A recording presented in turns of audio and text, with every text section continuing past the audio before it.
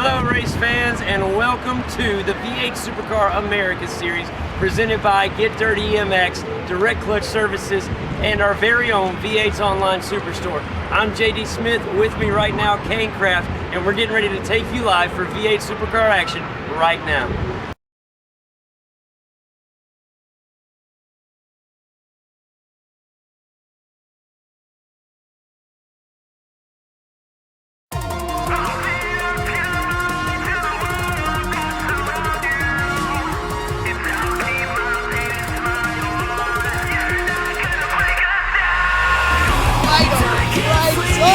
Contact free. Close the temper.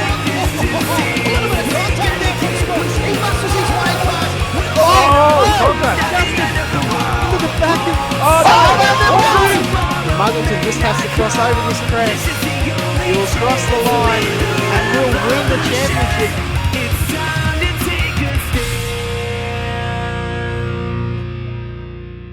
Hello race fans, and welcome to the V8 Supercar America Series presented by V8's Online. I'm JD Smith. I'll be your commentator this evening, and with me to join my side will be Kane Kraft. Kane, another exciting week of V8 Supercar America's action, and we're heading out to none other than one of my favorites out west in Sonoma, California at the Sonoma Raceway. It's been called Sears Point. It's been called Infineon. Whatever you want to call it, an incredible track, 1.99 miles of fun, and I can't wait to get out there and see the action we have in store today.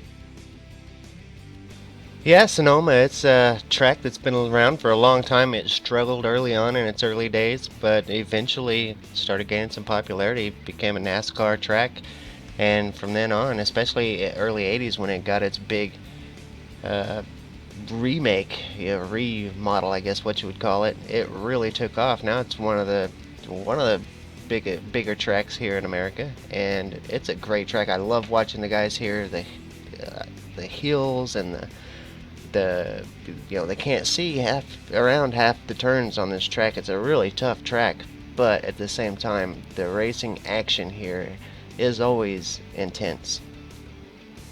Oh, it really is a really technical track. Fun to watch a race on. Everything here is not given to you. It is earned. This is a very tough track.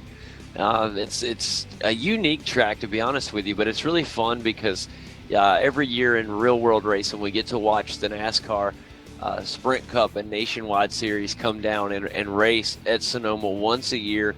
And as we know, the stock cars have some sort of a similarity to the V8 Supercars. A lot of horsepower, heavy cars. We don't have to go through the whole thing, but it's fun to watch these guys on the sim go there. It reminds me a lot of the NASCAR series out there. And there's a reason why they go there every year, Kane. It's a great track for a car built like this. So you would imagine it'd be even better for the V8 Supercars, and it is, according to the sim. This is a really fun track. We don't get to come here every season, so it really is a treat when we have it on the schedule, especially the configuration that we will be running today, the Cup configuration. That is exactly the same configuration that the NASCAR boys run. So it'll be fun to see our V8s out here today and kind of show them up a little bit maybe. It's going to be fun to watch, a lot of intense action. I wouldn't be surprised to see us go too wide maybe once or twice through the famous hairpin here. Maybe somebody try to get a pass on the outside. I doubt they get it done, but I've seen it before, so we'll make and see it again. Let's go through the points while we got a second before the race starts. I want to let everybody know that Marlon McMullen is in the number one spot for the time being, at least. John Emerson is in second, a couple hundred points down. Marty Carroll is in the third spot. Michael Fulcher's been having a great season this year, with the exception of the last couple races. He's had some bad luck. Look for Nick Fulcher to start getting his luck back and start coming back through the field here. Mick Cracknell, also, he's in fifth. He's also having a great year. Tony Autridge, former two-time V8 Supercar America's champion, he's in sixth. Ian Ford having a great run this season. He's missed a couple of races, but still finds himself in the seventh position here in the points. Corey Preston, he started out kind of slow. Then he had a couple really good races. Then went back to having a little bit of bad luck, but I expect to see Corey Preston do good here tonight and finish off the season strong. Bo Catel's going to be in 9th. Brock Salmon's in 10th. Adrian Hunter's in 11th. John Latham's made a few races here, and he's in 12th. Wayne Kendall's in 13th. Tony Klusterman, good friend of ours, he's in 14th. Sanjin Dalalik, he's in 15th. Ryan Shelton's in 16th. Rory Wyndham's in 17th. Mike Budzine, one of the V8 Supercars America's founders and admins, in 18th. Brendan King's in 19th. Max Wilsden is in 20th, and Clifton Cockrell is in 21st. Joe Peak is in 22nd. Chad Chastain 23rd. Mike Scherer 24th. And Jason Quire runs out the 25th position.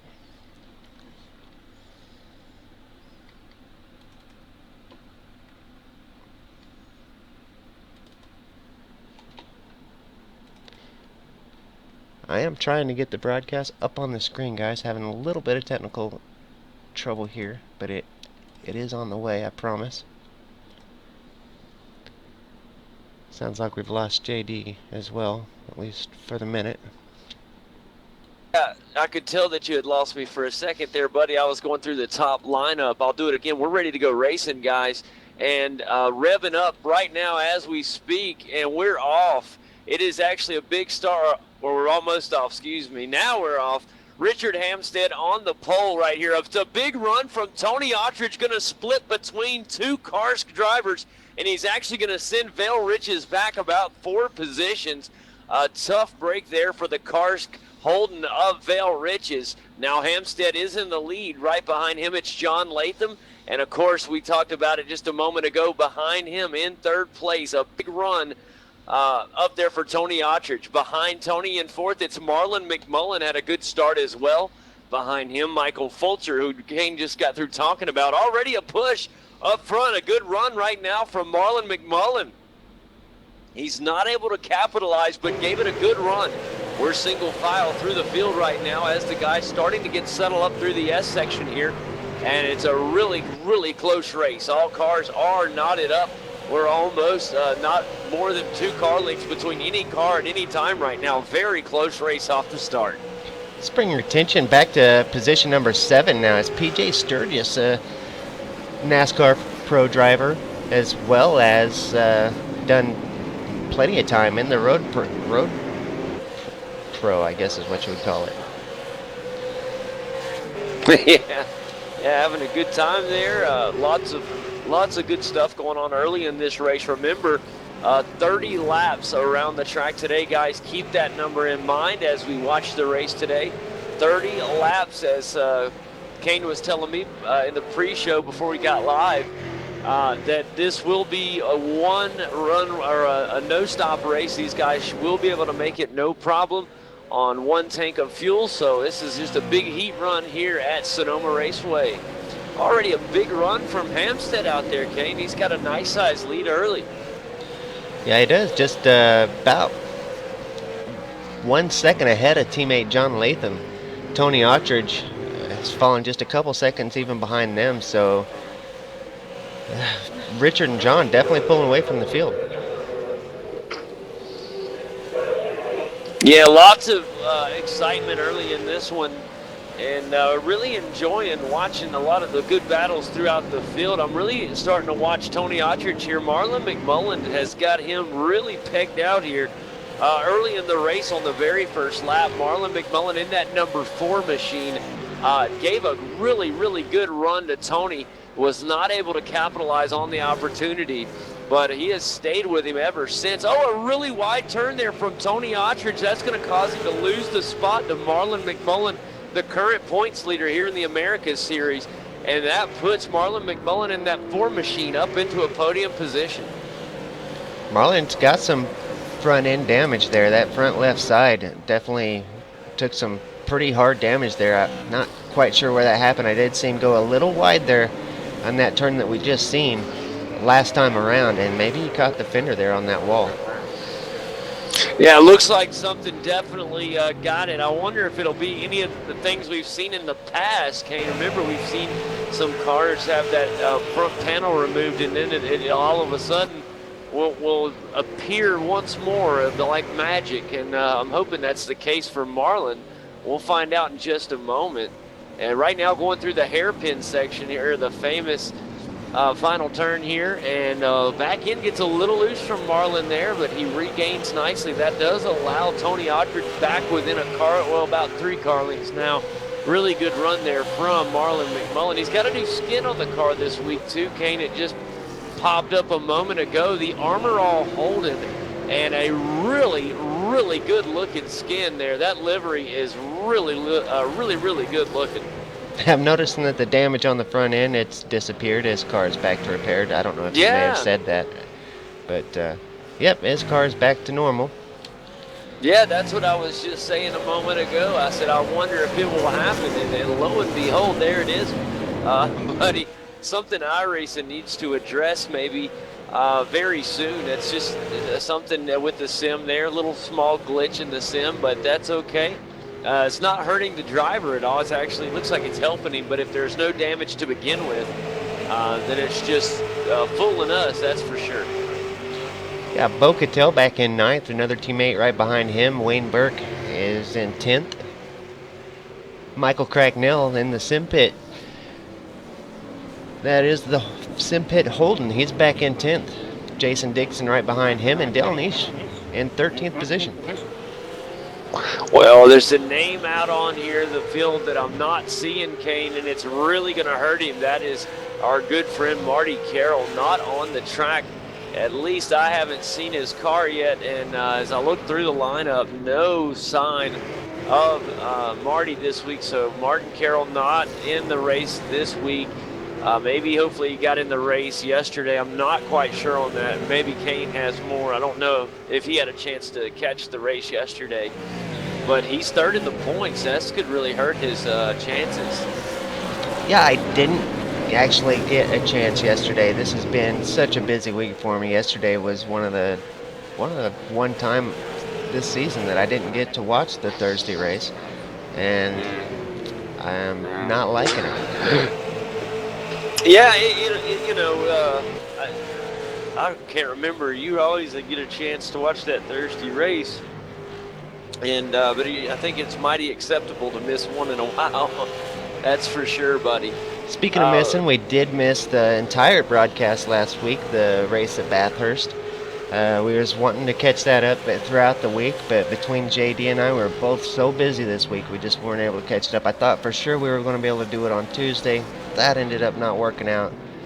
So, missed race. We don't like to miss them, but Bathurst, we just happened to have a missed race this week.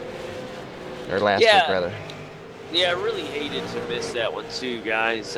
Sorry about that. Things end up coming up though, and we're here now, and that's what matters now.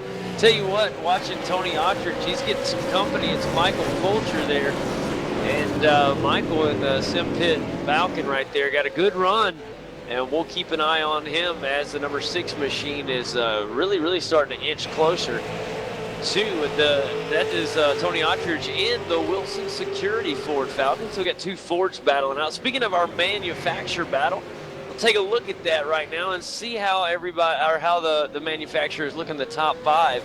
And as we look right now, Richard Hampstead is your leader in the Karska Ford Falcon, and we go back to 2nd place with his teammate John Latham in the Karsk Holden. We go back to 3rd place right now, where Marlon McMullen in the Armor All Holden. So you got 1 Ford and 2 Holdens in the top 3. We look at 4th place, where it's another Holden. Or I apologize, I was going backwards in the, I'm sorry. In 4th, it's actually another Ford with Tony Autry in the Wilson Security Machine. And rounding out the top 5, it's Michael Fulcher in the Fast Fulch Ford Sim Pit Ford Falcon. I love that. Had to throw that in there. But yeah, right now Michael Fulcher in that Sim Pit Ford, and he has got a really good pace to him. I'm looking behind him as well, Kane, keeping an eye on Corey Preston, a driver that is on edge at all times when you think about him. He's had some really good races this season, but he's also had some unfortunate turn of events. I don't know if it's from getting a little over aggressive or just I'm not quite sure. I can't put my my opinion on it just yet, but boy, he has had some wonderful moments at times through the season.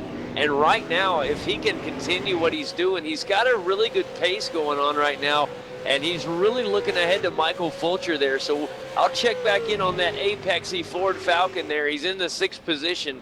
He's in the 12 car if y'all are looking down on it. But a good run right now from Corey Preston at the moment.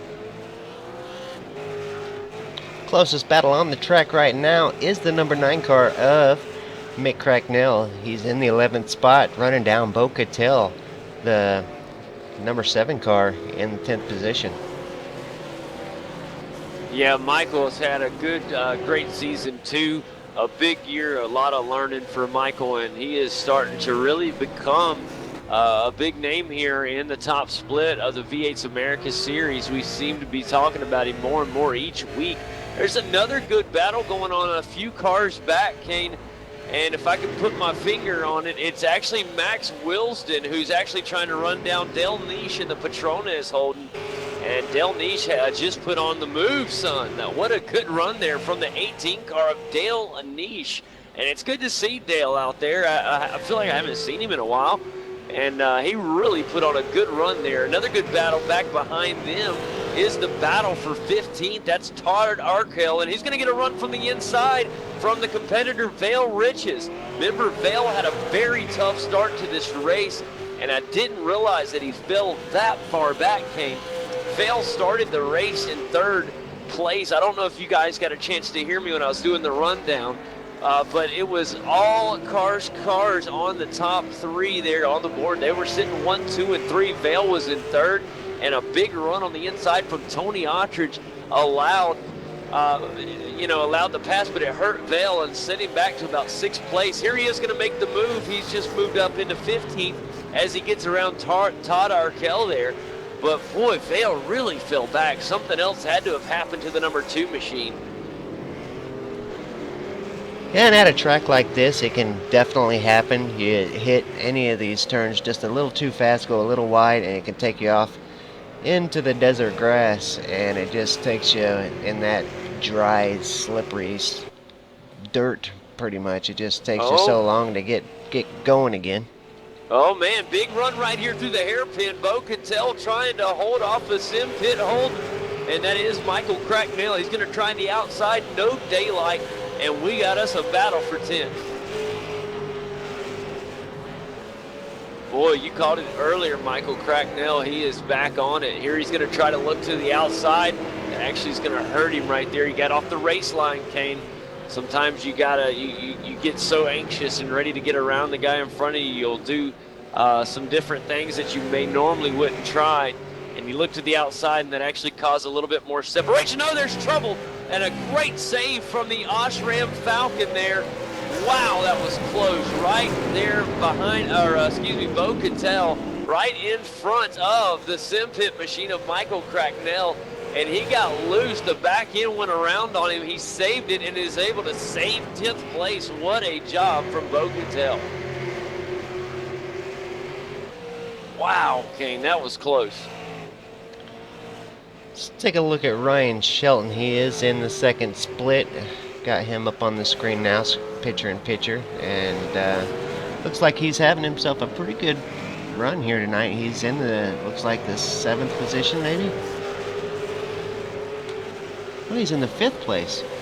It's a great run right now by Ryan Shelton, as he streams his races live each and every week there on Twitch.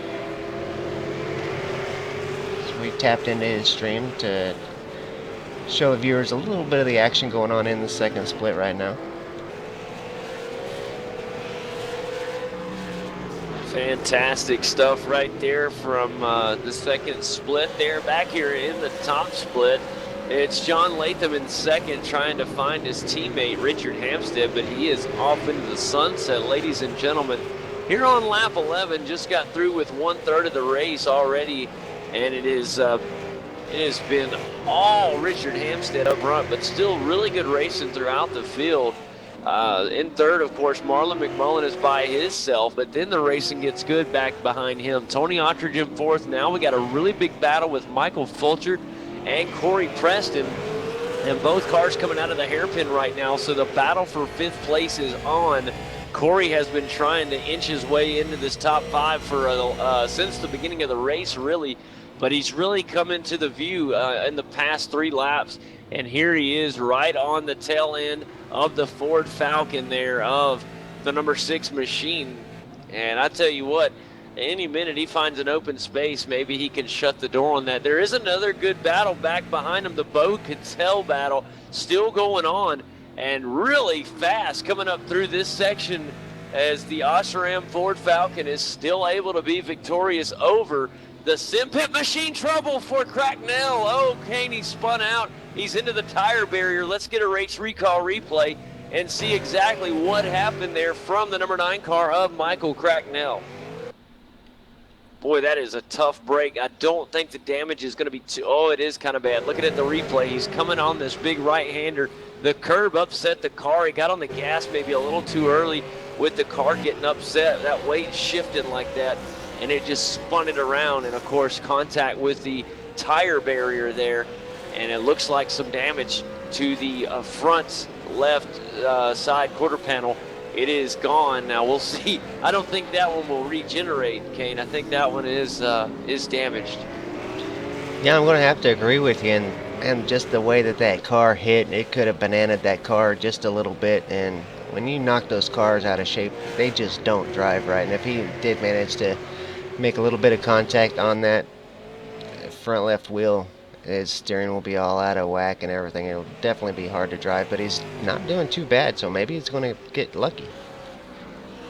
Well, I'll tell you what really interests me is after that incident with Cracknell, I'm looking at both the Osram boys. That's Bo Cattell in 10th, and then in 9th, Wayne Bork. And these two teammates here working together. Let's see, keep our eye on them, see if they're able to move up through the field some. Be fun to watch over the long course of the race. It is lap 13 of 30, guys. Lots of good guys up here. Some drivers we hadn't really focused on yet. One being PJ Sturcios, Kane, up in the number 5 car. He's in 7th position right now. He's got his sights set on Corey Preston ahead of him. Now he's got a little bit of space in between him, but over the past lap, he has inched a little bit closer for the moment. We'll see if it holds out. But good run right now so far from PJ. Yeah, PJ, of course, had a heck of a run last year. We broadcast the NASCAR iRacing series. We got to see PJ just about every week over there, and he had a great season last year in the NASCAR iRacing series. I hope he participates again this year. Yeah, I got all excited, Kane, getting ready to log in to the race tonight. And I know it's been up there for a little over a week, but the NASCAR iRacing series being advertised by iRacing.com on the homepage, and just gets me all excited, getting ready to start a whole new season. And oh man, it's just nothing like it. I absolutely love the NASCAR iRacing series and the real world NASCAR. It's all exciting, man. Let's take our attention back to the 15th position. Mick Cracknell has got his car going again, and it looks like he's not having any trouble at all with the handling. He has caught back up to Todd Arkell and is putting some serious pressure on him there, and the car looks to be handling really good considering that side impact. That's pretty good news for Michael Cracknell. Kane, after you're saying that, it's going to get an inside look. Here comes an inside run from the number 9 machine. Let's see if Todd Arkell can hold the spot. Able to momentarily, side by side, but he will lose the position. Great job there. Next closest battle is the battle between teammates Wayne Burke and Bo Cattell. They're in the 9th and 10th positions. Looks like Bo Cattell's just comfortable following Wayne around, and they're just going to stay like that. Ahead of them, Nigel Baines working hard to catch up to PJ Sturgis. He's under a second now. I think Nigel can catch PJ, and we'll see a battle here in the next few laps. Kane, I don't know if you can or had a chance to read the trunk there of Todd Arkell and the number 13 Holden, the Edelbrock Holden, but on the back there, I love the sign on the back of his car. It says, "If you can read this, I'm not last," and I just thought that's pretty clever there from the number 13 car. That's going to go on board with Dale Niche and see if we can read it. Yeah, there we go. If you can read this, I'm not last. That's not something Dale Niche wants to be seeing right now. No. It's, Dale gets real loose, Kane. He's able to cover, but several cars getting really loose today. I mean, I tell you what, it's been a growing trend throughout the race, and I tell you what, even with Dale getting really loose, the car still stays pretty stable. He's already to Arkell. Yeah, it's pretty common here at Sonoma. It's just kind of one of those tracks that just seems like it lacks grip, and you got to be really easy on the throttle. Tell you what, John Latham has reeled in teammate Richard Hampstead and is putting some serious pressure on the bumper of the number 1. Just to keep you guys posted on that Dale Niche battle, he is right there on Arkell now and ready to make a position move. I'll holler if he does make it around. There's another battle behind these guys. That's Jason Quire and Adrian Hunter. Now, Adrian Hunter, who was in 18th, just made the jump to 17th. So a great job there from Adrian Hunter to gain another position. And sometimes when you're in the back of the field like that, you sometimes get overlooked. But he had a really good pass on him in the Kimmy's Rural Fencing Holden. Good job there from Adrian Hunter.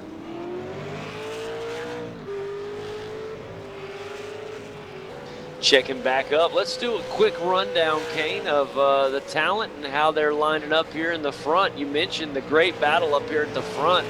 And Richard Hampstead has lost all of that big lead. You're absolutely right. Wow. I almost don't want to do the rundown quite yet. I want to watch this battle up at the front. I'll do a quick rundown. Richard Hampstead is in first place. John Latham in second at the moment. Back in third, it is Marlon. Hold on, Richard Hampstead has caught the inside. Let's see if he gets around through the hairpin, and they are going to be bumper to bumper. And here he comes, Kane, down on the inside. Let's see if Hampstead can hold it. It's going to be tough. He does hold it for the moment. John Latham still in an attacking spot up through turn 2 right now. He is staying right on the tail end there. It is a classic Holden Ford battle. Ford in first, Holden in second, but they are teammates and they are going to race each other like there's no tomorrow. I love it. Good, clean racing here up at the front. Two guys that, of course, respect each other. They're great teammates and a great battle going on right now for the lead. Don't want to take your eyes off of this. This is what it's all about. Here on lap 18 of 30 laps, and John Latham still having to hold on to second there. But what a job of Richard Hampstead being able to kind of get back on the reins there and put a little bit of space back in between the two for a moment. I will continue with that rundown real quick. Of course, John Latham in second. Marlon McMullen is in third place right now and not far behind these two. And, of course, he rides in the Armor All Holden. Back in fourth, it's Tony Ottridge in the Wilson Security Ford. Michael Fulcher is in fifth in the Sim Pit machine, in the Sim Pit Ford. Another Ford in sixth in the Apexy Ford. That's Corey Preston. Seventh is PJ Sturgios. In eighth place, it's Nigel Baines in the Sim Pit Holden. We go back one more to ninth place where Bo Cattell rides in the Osram Ford. Back behind him, it's his teammate Wayne Borton rounding out the top 10. As we look at the rest of the field, 11th, it's going to be with Jason Dixon, Vale Riches, 12th, 13th, Max Wilson, Michael Cracknell, 14th, Dale Niche, 15th, 16th is Todd Arkell. As we look at 17th, that is Adrian Hunter, Jason Quire in 19th.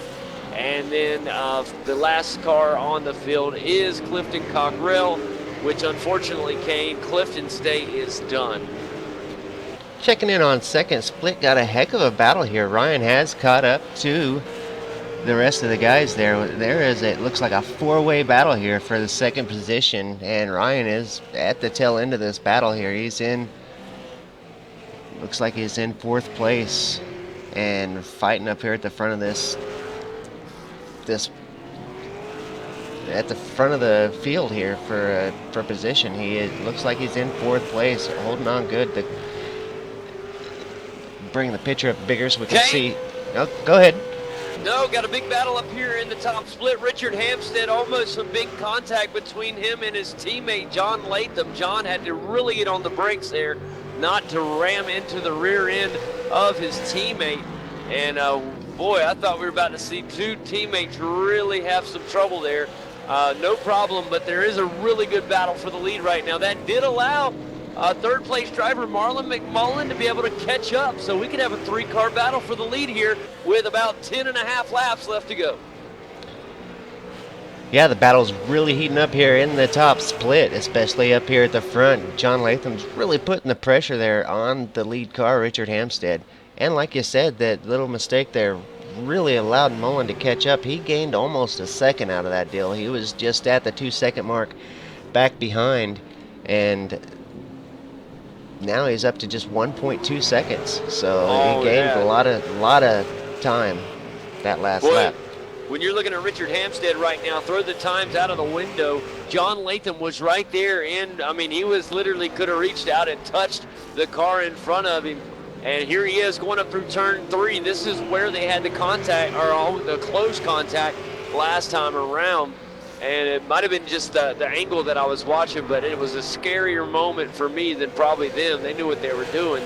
But wow, that did allow, our 3rd place driver, Marlon McMullen, and current point leader. We got a loose race car. Richard Hampstead really got the car upset. We're going to go side by side. Unfortunately for Latham, he's got the outside. That's going to make it tough to get around. He looks to another outside and will not be able to make the pass. Big opportunity squandered there from John Latham. The car got really uneasy there, and Hampstead was in dire straits there, unable. Looked like he was going to lose the lead, but for some reason was able to hold on to that lead, and now has turned it into a little bit of space for the time being. We'll see if that lasts. And it seems like every time I say that, just right there in front of my face, John Latham will catch right back up. And now, ladies and gentlemen, it is a 3-car battle. Right there in the mix is going to be Marlon McMullen, the current points leader. And the Armor All Holden is right there in the rearview mirror of John Latham. We got a 3-car battle for the lead with about 8 laps left to go in this one. Boy, it's what it's all about right now. It's still all Richard Hampstead, but he is having to fight. That big lead that he had is all been gone. It's been gone for a while now, and he has got to be sweating bullets up there in the front seat. And but it's fun watching these two go at it. John Latham is really making his teammate earn everything he's got, and these two are just putting on a clinic. Checking on some drivers further back in the field. Vale Ritchie's has caught Bo Cattell putting on a pretty good battle there. Jason Dixon right behind them. There are several good battles. Michael Cracknell has caught Max Wilston. And for that 13th position, there's going to be a battle there here in the coming laps. And Nigel Baines putting some serious pressure on PJ Sturgis for that 7th position. Golly, they're at it again, Kane. Here they are coming up to that turn 2 again, and then turn 3, and they are right there at it again. It's really looking good for Latham here. He's got every bit of this gap pushed down to nothing. He is right on the bumper there of the Karsk Falcon right there, and it's fun watching this Ford Holden battle. Even with these two being teammates, it's just been a blast to watch so far. Here he goes. We'll see if they can get a push from John Latham here. And, boy, these two really starting to break away a little bit from the 3rd place driver, Marlon McMullen. Marlon hanging in there nicely, but it is lap 23 of 30, guys. You got to start thinking about getting your moves done. If you get in position, you got to capitalize. We've already seen one missed opportunity from John Latham. Now, I'm not going to hold that against him. It was a unreal. It's not fair for me to make him say that's a missed opportunity. That was almost impossible for him to make that pass, but Richard Hampstead did get the car loose. All right, he's got an inside look. He won't try it. There wasn't enough for a safe opportunity, so he won't try it. He'll stick right where he's at for now. The passing opportunities are few and far between right now up here for the lead. A great job by Richard to hold the race line to perfection almost. And that's making his teammate John Latham's task very, very difficult to try to get around him. Fun battle up here at the front. This is what it's all about, ladies and gentlemen. Lap 24 of 30 here at Sonoma Raceway. And this race doesn't have much left.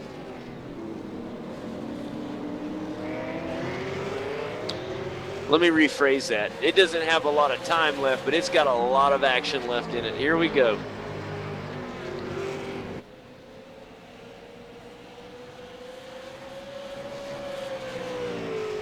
Boy, you know, it's hard to look at other parts of the track when the front three are battling like this. A really good job battling throughout the field. It is tough. Of course, you know they're coming up here on the hairpin. That's where they're going to have an opportunity. Marlon has caught right up to John Latham and is right on the bumper. We've got a great battle here up at the front of this field. Boy, I thought Marlon McMullen was going to take advantage of that. There was a little bit of a looseness from John Latham there, and it allowed Marlon McMullen to get about a split-second opportunity to try to make something happen. Unfortunately, wasn't enough of a window for him to jump through. All right, here it is, guys. Richard Hampstead still in the lead, but for how long? It has been such a close run between him and teammate John Latham, and now John is going to stay right with him. I mean, it is just almost nerve-wracking watching these guys go at it. It is truly impressive. I have enjoyed every minute of it. See, you'll watch Richard Hampstead has a good run right now, puts a little tiny bit of air between the two vehicles, and now we'll watch John Latham just chew it away. He'll gain every bit of that right back as they head down towards the hairpin. Do want to mention that Vail Riches has made his way around Bo Cattell and got his way into the top 10. Great job from Vail.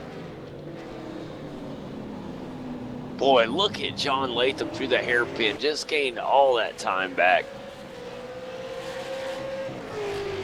It's incredible. Incredible racing going on right now. All right, guys, just started lap 26 of 30. And so not a whole lot of time left in this one. So the action should start really tensing up here and really getting hot and heavy here in a minute.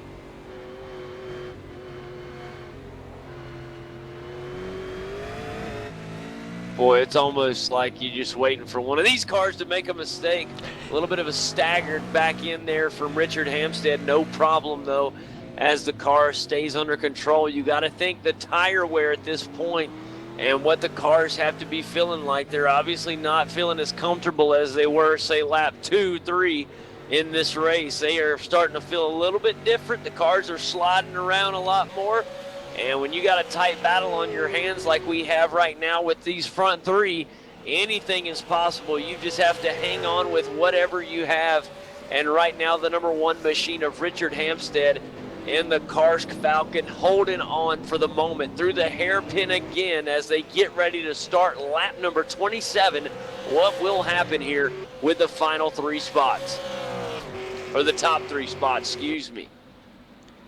4 laps to go, and this battle up at the front is just as intense as it has been for the last 10 laps. Do you want to mention a little further back, Corey Preston has now got some pressure from the 7th place car of PJ Sturgis. So PJ coming up in the field, he's now caught Corey Preston, going to start putting the pressure on there. Michael Fulcher still in 5th. Tony Ottridge has had a great race. He hasn't got much camera time this race because the battle up at the front, but great job to Tony, who's had a great clean race the entire time. Kept 4th place the whole race. Then, of course, we got Marlon McMullen up in 3rd. John Latham still trying to track down Richard Hampstead and take that position over with 4 laps left. It's going to be good. Yeah, I'm excited to be here right now, Kane. I wouldn't want to miss this. This is what we look forward to every week, is to have a race for the lead like this. And when this race started, you would have told me our race would be ending like this. I'd have told you we're crazy. It looked like Hampstead had this pegged out for a victory, and now I'm not so sure. He's got a really, really tough competitor in the rearview mirror, and he knows it. And you know these guys are teammates, but you got to know they got to have a little bit of a fun, friendly rival between the two of them. And just at that front, it's different than an enemy rival when you have a teammate that you know, good buddy of yours. You guys race all the time for a common goal, but still, you can tell these two are racing one another. Oh, and it's so much fun to race a teammate hard and clean like that. You know, these guys both got huge smiles on their face. They're just having a great time. I could tell. I could just imagine myself in that position. When you're racing a teammate like that, it's just so much more fun because you race with them so much in practices and stuff that you really know you can trust them. And that's why you see these guys getting bumper to bumper like we've seen in the past. There's a little bit of distance between them now, but a few laps ago, you couldn't have fit anything between them. They were bumper to bumper. Well, watch, they're bumper to bumper again. Every time they get down into the hairpin, Hampstead goes really, really aggressive into the hairpin, which allows them to catch right up to the leader. But then on exit, Hampstead with his smooth entry, he's able to get on the accelerator a little bit quicker than Latham, and it allows him to get out of there quicker. But right now, here's John Latham back in the ball game, ladies and gentlemen. He's only about a car length back. And here on lap 29, the white flag will wave this time by. So Richard Hampstead can see the light at the end of the tunnel, but he's got a lot of bumps and hills to get through before then, as he has got another lap and a half before this one's over.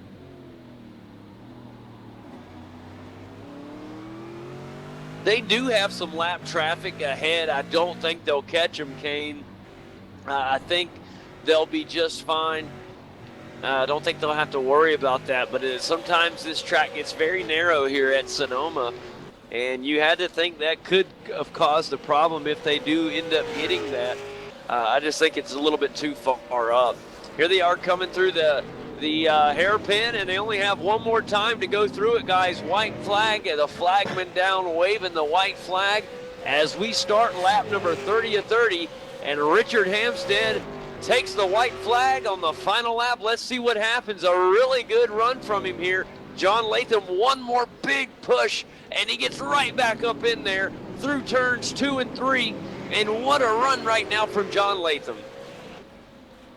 Do want to mention Nigel Baines has caught up to PJ Sturgis, and right on the bumper now with PJ. Ooh, that's close. We'll have to go back and check on Nigel here in a little bit and see how he's doing there. The battle up at the front, still close. John Latham might have pushed a hair too hard there. He really gave it a good push right there, but on the exit, it was just a little too much. That's going to help Richard Hampstead. Hampstead has been smooth. That's been the name of the game for the number 1 machine, and it looks like Ford may get the victory today. He really took advantage of that overrun there on the final time.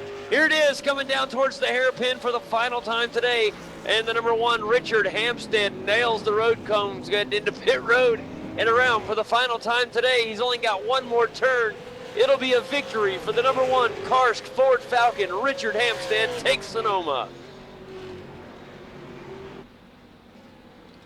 Awesome job. Second place will go to teammate John Latham. Marlon McMullen will accept the final spot on the podium.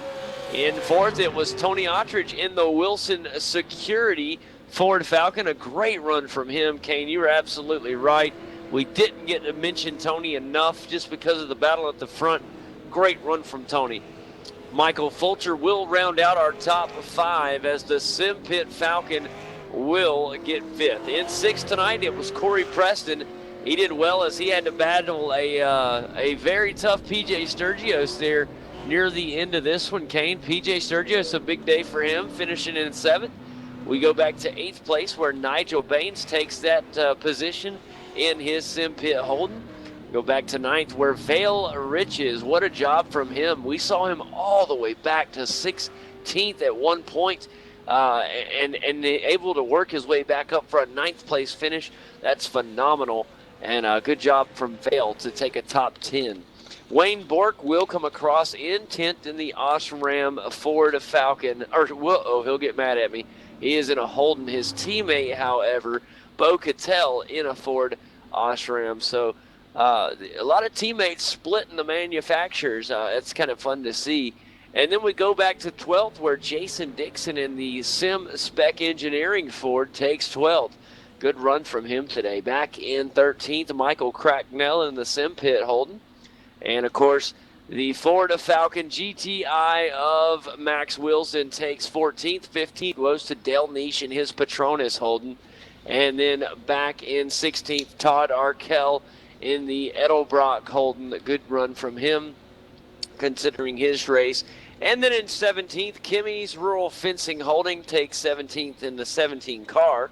And then back in 18th is the Sim Pit Machine of Jason Quire. And, of course, Clifton Cockrell, unable to finish the race today. He finishes in the final spot on the field. What a race here, Kane. Very impressive run here today at Sonoma Raceway on the Cup configuration. 30 well-intense laps. Yeah, what a fun race. I'm glad to be back broadcasting tonight. You know, taking last week off, it was needed. I do want to apologize. Of course, you'd called me right before the broadcast, asked if everything was a go, and no sooner than you woke up than you hung up, my mom was back calling me, telling me that she was having some issues. I just hooked up her pacemaker receiver thing to the phone line because it just come through the UPS, and I come home to just rest up a little bit before the broadcast, and no sooner than you hung up, she was calling saying that thing was telling her there was problems, so we had to go back to the hospital, and it completely was a failure, so she had to get a brand new one and go through all that ordeal again. So we did miss the broadcast, but it was for a good reason. She did need me there, and but now she's got another new pacemaker, and hopefully that'll keep everything ticking well for a while, and we'll be able to get lots of broadcasts out. Do want to mention the Bathurst 12 hour is today. It's been a great race so far. We've got V8's Online's own Jake Kennedy is at the Bathurst. I was hoping he'd stop by and give us some pictures or something tonight, but of course he's pretty busy and it's pretty loud there, so not going to get any of the inside scoop this week from Jay. But speaking of Bathurst, I do want to remind everyone that JD and I are looking forward to going to Australia, meeting all you guys. Boy, are we ever. And watching the Bathurst 1000 in October. Wait, to do this, y'all are going? Yes, we would absolutely love to go. To do this, we're going to need your help. We have set up a fundraiser, or will be setting up a fundraiser. I have secured the domain name, bathurstorbus.com. We're going to set up a website there with one of the fundraiser things. And, you know, this was, we'd been asked so many times by so many viewers if we would just set up a fundraiser. And even on the NASCAR side, had one of the viewers that he said that if his team, what was it he said, if his team placed in the top 5, he would pledge $10, and if they won, he would pledge $50 for every race. So that will be fantastic. So we do need to get the donation site up and running, because we are going to need a little help. I've been saving up, for several months, and I've only managed to save up about $500. So it's going to be really tough to come up with the money necessary to get over there. But I think if everybody works together, contributes just a little bit, it helps out, I think we can do it. The way that on week 13s, when everybody pitches in, we raise a lot of money for cancer stuff, which is an absolutely fantastic cause. But when we do get over there, we're going to have some serious high-definition video for you guys.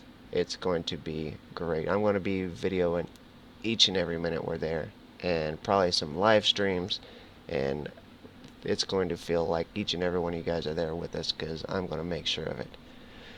But back to you, JD. We need to get on with the interviews. These guys are probably wanting to go get on with the rest of their day. Absolutely, guys. And before we even kick things off, just want to say, everybody, hello and welcome to the Get 30 MX post-race show. And what a race we just got through seeing, but we're not going to hold out on interviews any longer. Without further ado, let's bring in the race winner, Richard Hampstead. Richard, welcome to the Get Dirty MX Post Race Show. Happy to have you here, my friend. Tell us about that incredibly action-packed run there. Yeah, well, hey guys. I'm pretty happy to win that race. I had a good start. Just doing clean laps and edging a bit of a gap, and then about 10 laps in, my sound cut out, and I just had no sound from then on to the end of the race. So it was just a matter of trying to keep everyone behind, and I just managed to do it. Now, I'll tell you what, that is incredible. What a task when you don't have the sound. For some of the viewers out there may not be quite as familiar with sim racing as you are or some of us are. Tell them what is it like out there on the track when you're in a race like this without sound? Yeah, it's pretty tricky. You really use the sound to try to pick up the tire grip and stuff, especially I noticed throttle and under braking was very difficult to try to gauge how much grip you had. It was pretty okay through the high speed turns actually, because you get most of your feeling through the wheel there, but yeah, tricky under brakes and acceleration mostly. Man, that has got to be a task. Well, when the race started, Richard, what a big job you did getting out to a huge lead, and then we were watching the rest of the race. No offense, you were out there by yourself, and just a really good job. And the next thing we know, we turn around and your teammate, what a run from John Latham, right there with you. What happened there? Yeah, John did a great job. He's a pretty quick driver, and I knew I was going to be in trouble as soon as I lost the sound, so it was just a matter of trying to keep him behind. He didn't really get a huge look at me. I think he was probably being a bit cautious, seeing as he's my teammate and stuff, but yeah, it was a good little battle between us there. And that was an incredible battle. It got loads of camera time, which it did deserve. But all in all, when you look at the end of the final results, congratulations on the victory here at home. I mean, listen to me, at Homestead, at Sonoma. What a run!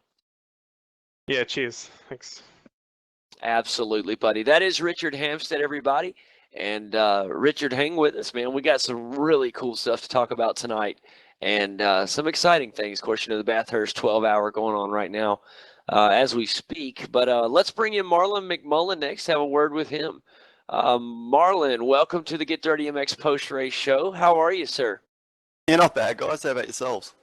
Man, doing absolutely wonderful. It's really good to be back in the broadcast booth this week, and happy to have you guys here. Tell me about that run out there, man. A big start getting around Tony Ottridge. Start with that.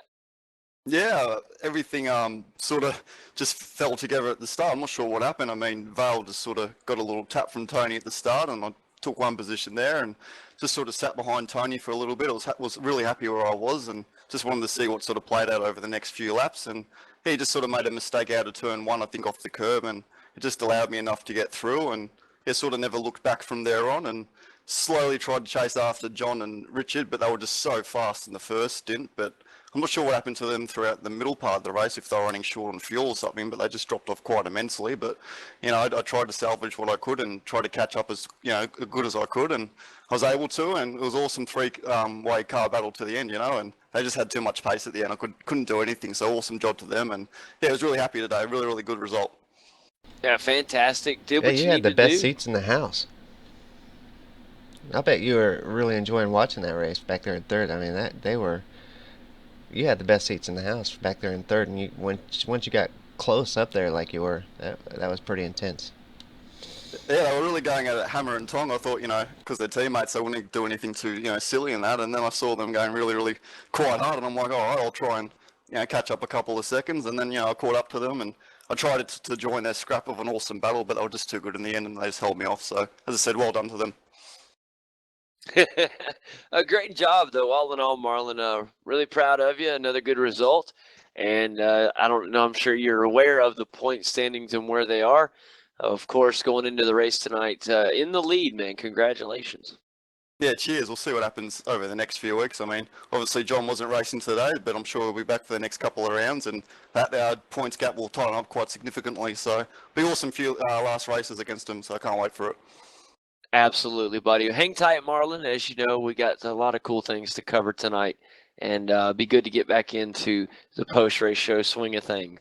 I think we lost Jim. I was going to talk to him. Uh-oh, something happened. It shows me. Got noise coming in from everywhere. Oh, I had Ryan's stream on, and when he cut it off, it went to a commercial, and it just blasted everything on the broadcast. But yeah, I was looking for Jim, and he already left us. So. Well, hate to see that. Now, let's bring in John Latham. I believe that's him right there. Is that him, Kane? All right, so without further ado, let's bring in John Latham and have a word with him. John, welcome to the Get Dirty MX post-race show. How are you tonight, sir? Yeah, not too bad, guys. What about yourselves? Man, we're doing really good, especially after watching that teammate battle. And was really fun watching the Ford Holden battle, even between the teammates there, man. Tell us about that run. Yeah, it's pretty. Well, Richard told me after the race that he lost his sound, so that explains why he dropped off pace a bit, because that would have been quite difficult. But yeah, like he's still good enough with the sound off, just to not actually be able to get past anywhere, especially around this track. It's really quite hard to pass. So, but it was a really fun race. Yeah, I felt like I drove fairly well. So you can always drive better, but yeah, it was good fun. Oh man, it was an awesome race, one of the best ones we've had so far this season, and it's things heating up. Really fun to watch, especially through teammates. I was wondering how aggressive we might see you guys get. I mean, you guys obviously do a lot of racing together in practice, so we know that you're very comfortable with one another. So what we got was an awesome show, man. Yeah, I didn't really know where to. I probably could have, but the risk of me bumping into Richard was going to be probably quite high, because he was pretty much breaking exactly the same points. Like, it would have been a pretty big dive bomb. So I just kind of just followed him around, hoped that he'd make a bit of a mistake. But yeah, no, to his credit, he drove well, and with Marlon catching us as well, I kind of didn't want to be too aggressive and then bump us back, and it'd be a real ding-dong battle between us all. So absolutely, man. Well, congratulations, second place finish and an awesome run tonight. Yeah, thanks very much, guys, and congrats to Marlon and Richard on the rest of the podium. Yeah, fantastic, man. And like always, hang with us, John. Got some big topics want to bring up tonight with you guys, if that's okay. And I'll tell you what, let's go ahead and bring in the next driver. Let's bring in, Corey Preston. He had a big run tonight. Corey, welcome to the Get Dirty MX post-race show. How are you tonight, sir? I'm pretty good, JD. How about yourself, mate? Man, it's a wonderful night, good day wherever you're at in the world.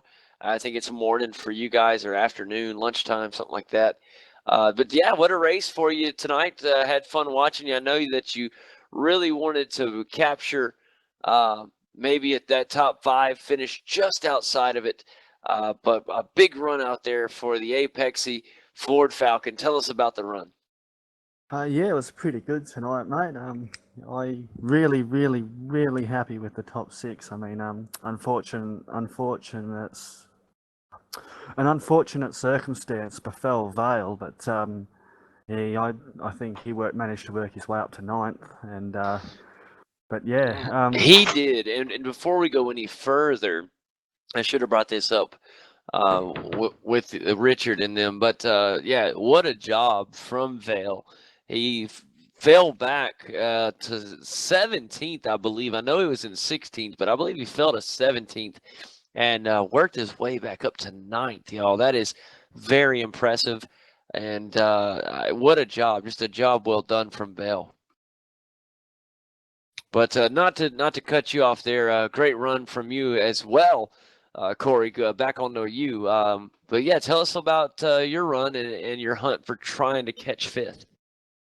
Yeah, all race I was, trying to work away at the back of Michael Fulcher, and yeah, he was just that bit too fast. Sort of, there was a window there where I sort of fell off from about lap 14 to about lap 20 something. I fell off a bit, and then I started reeling him in again. But yeah, he was just a little bit too fast in the mid race. But personally, for me, I didn't get the chance to do it last week or the week before, but I really, really have to give the biggest shout out to Michael Fulcher and Marty Carroll over at SDC Motorsports. They have helped me tremendously this season.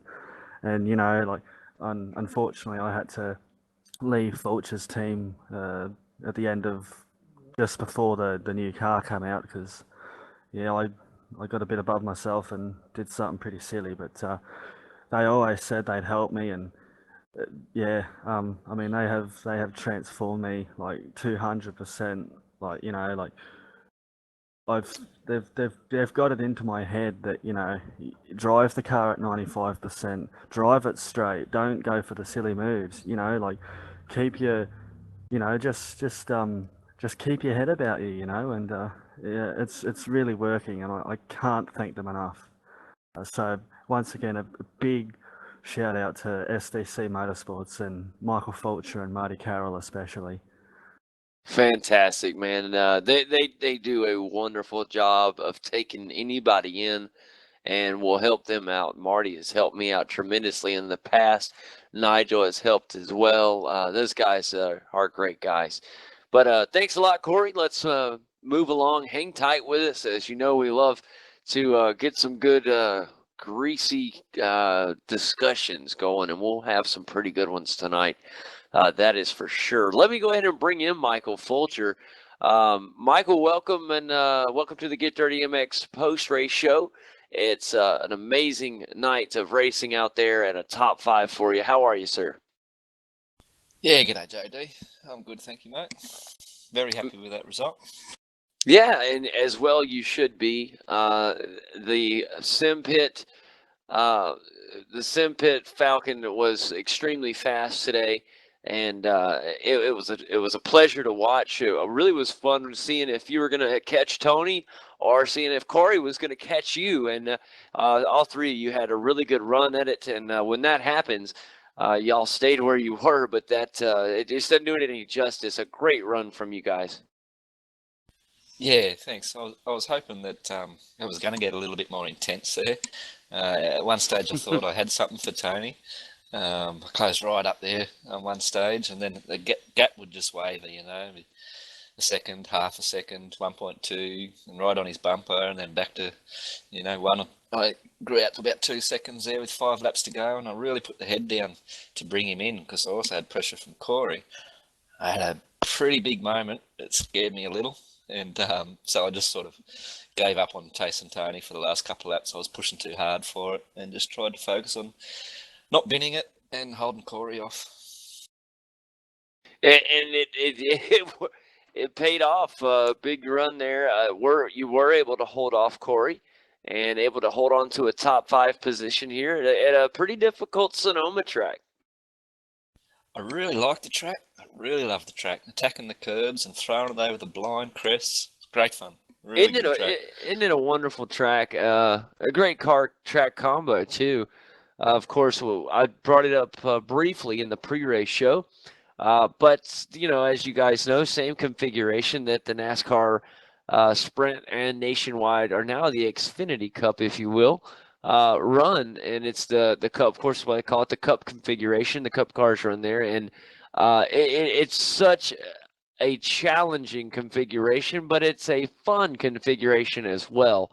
And it's super fun watching these cars hit those curves, and it's just so cool, man. I love this. One of my favorite places to come, and the fact that it's not on each season, it's a treat when we get to come here. Yeah, absolutely.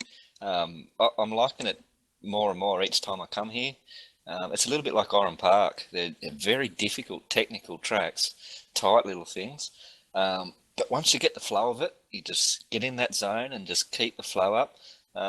Very unique to Oran Park and Sonoma, I think. I'd put those two tracks in the same category for sure. Absolutely. Well, I'm going to bring in your teammate now and have a quick word with him, but stay with us. And we got lots to talk about tonight, buddy, and it's always a pleasure to talk to you. Thanks, JD. I'm happy to be here. Yes, sir. Without further ado, let's bring in another SDC driver. How about the number 36 driver, Nigel Baines? Nigel, welcome to the Get Dirty MX post-race show, and it's good to have you here with us, bud.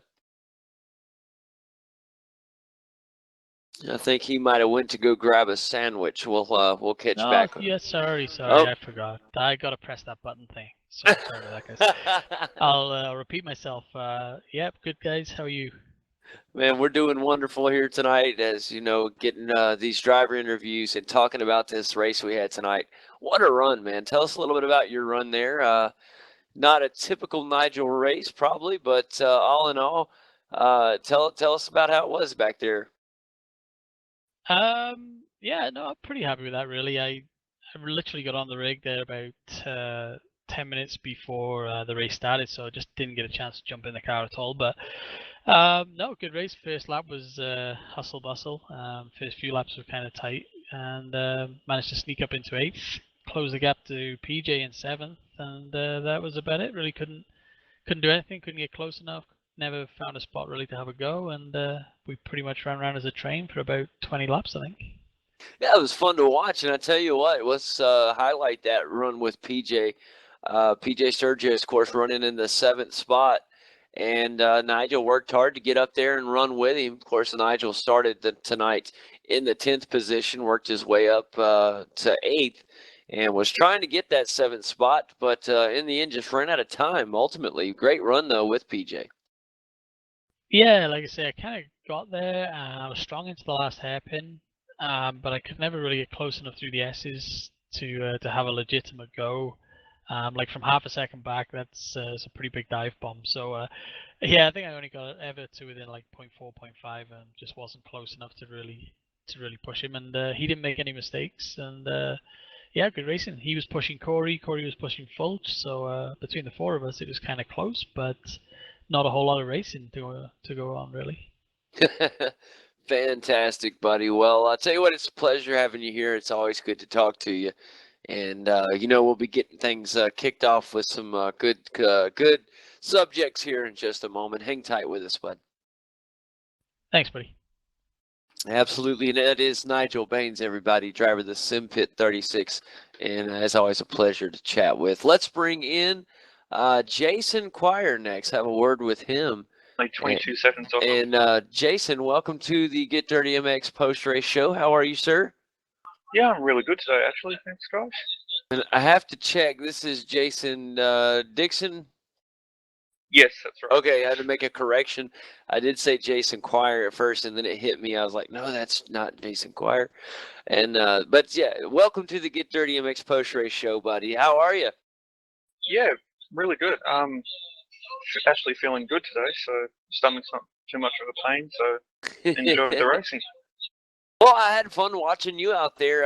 Did have my focus up near the front for a long time after those 3 got in it, but throughout a lot of the race was doing some jumping around and got to see the number 14 car have a pretty good run there. You started in 11th today and kind of shook around the field a little bit, but had some good battles and ended up finishing 12th. I'd say a pretty good day.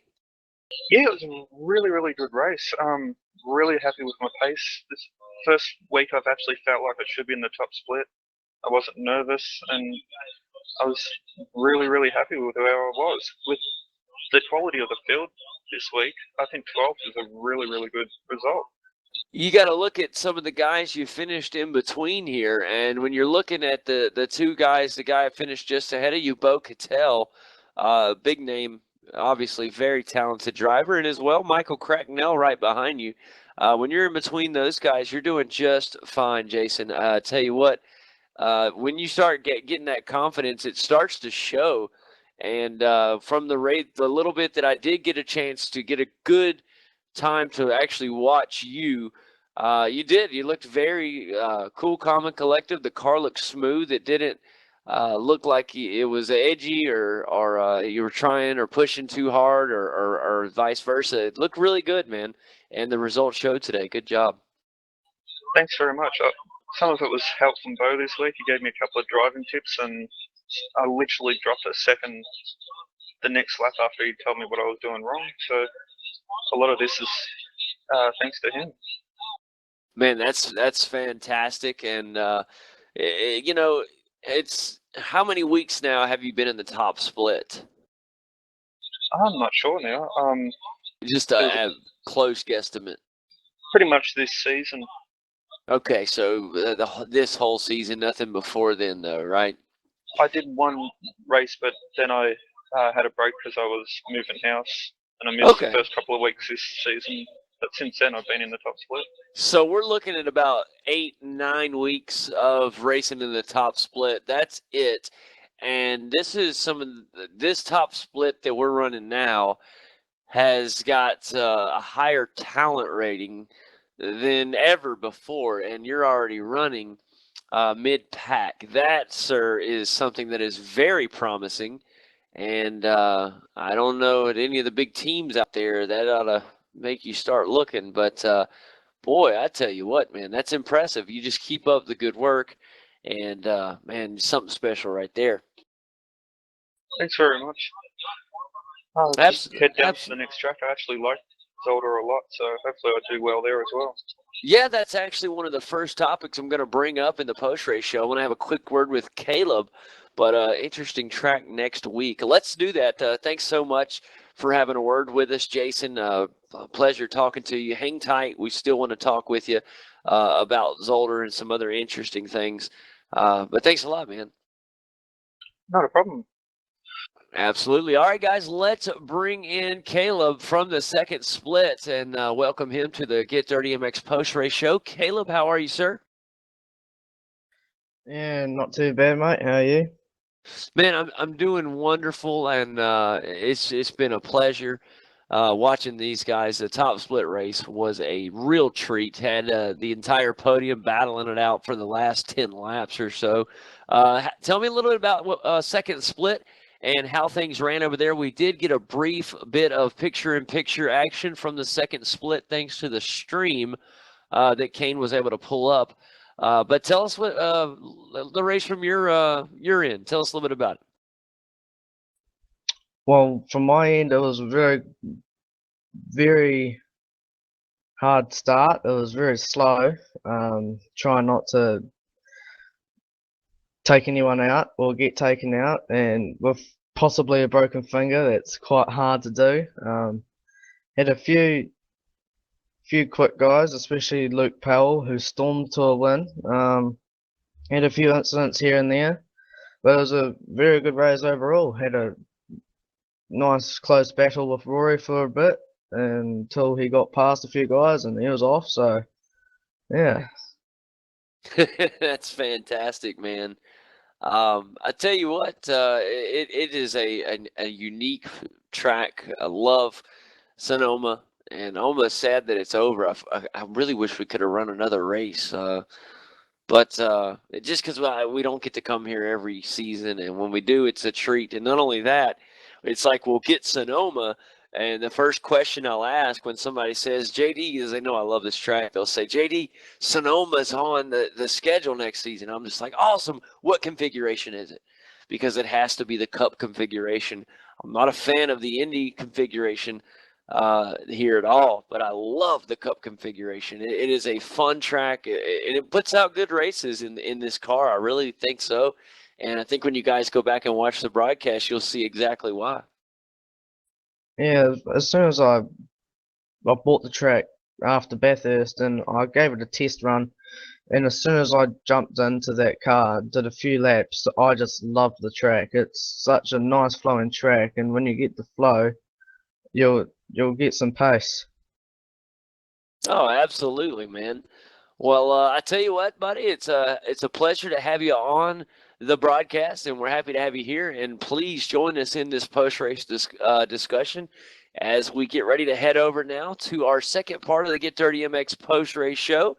and have our Before just we go, open discussions. Oh, before we go, Kane's got an announcement. Go ahead. Well, we do want to run through the second split finish here. So let's run through the finishing results here. The second split. Luke Powell had a great race. He finished in the number 1 spot with Phil Jones in second. Brock Glasgow finished third. Mark Peter Dean finished in fourth. Rory Wyndham finished fifth. Wayne Kendall sixth. Caleb Jordan, of course, finished seventh. Isaac DeFigueiredo finished eighth. Jeff Gucky finished ninth. Bruce Keeley in 10th. Ryan Shelton finished 11th. A little bit of contact there. Mid-race, knocked him back. When we was watching him, he was in the 5th place. A little bit of accident there. Took him back to 11th. Alex Hebert, I think is how he says his last name. Unless he is Canadian or something, then it's Hubert. But I'm going to say that it's Hebert. And then he was in 12th with Justin Woolwine in 13th. John Eckert in 14th. Tony Klusterman finished in 15th. Nick Stoller in 16th. Armando Edwards finished in 17th with Julian Mador in 18th. Fantastic stuff. 3 splits tonight, too. Awesome racing really throughout. I enjoyed the heck out of it, and it sounds like the second split had a big run. Of course, just got through talking with Caleb and talking about his run briefly there. And fun stuff, man. There's so much talent coming up in this V8 series. Really, really exciting, especially even the Americas. The Americas becoming huge. It is. Even in the third split, a lot of great drivers down in the third split working their way up. Zach Rinke won the race with Chad Dalton finishing second. Tony Lynch finished third. Adam Hyland in fourth. Dale Green finished fifth. Iku Mercala finished in sixth. Christian Ingram seventh. Quentin Young finished eighth. Mick Sloan in ninth. John Payne in 10th. Mark Myers finished 11th. I ain't seen Mark for a while, so glad to see him back in the Americas. I haven't looked through all the splits lately in the Americas. He could have been running all season. I just haven't noticed. But Mark, a great driver. Glad to see him running in the Americas Series. Peter Simmons in 12th. Zachary Maynard in 13th. Joseph Servone in 14th. Christopher Sherburne in 15th with David Terry finishing in 16th. Zach Reed in 17th. And Luke Betts made it in tonight, and he finished in 18th. He disconnected right at the start. 3 drivers actually disconnected right at the start. So a tough break for David Terry, Zach Reed, and Luke Betts, who all disconnected right at the start. Boy, that is a tough break. Internet connections can be the worst. But we all know about those. But yeah, man, 3 incredible splits. The action on the track, it's funny. The Americas Series used to be iRacing's best kept secret, and I think the secret's starting to get out. Yeah, it does kind of seem that way, don't it?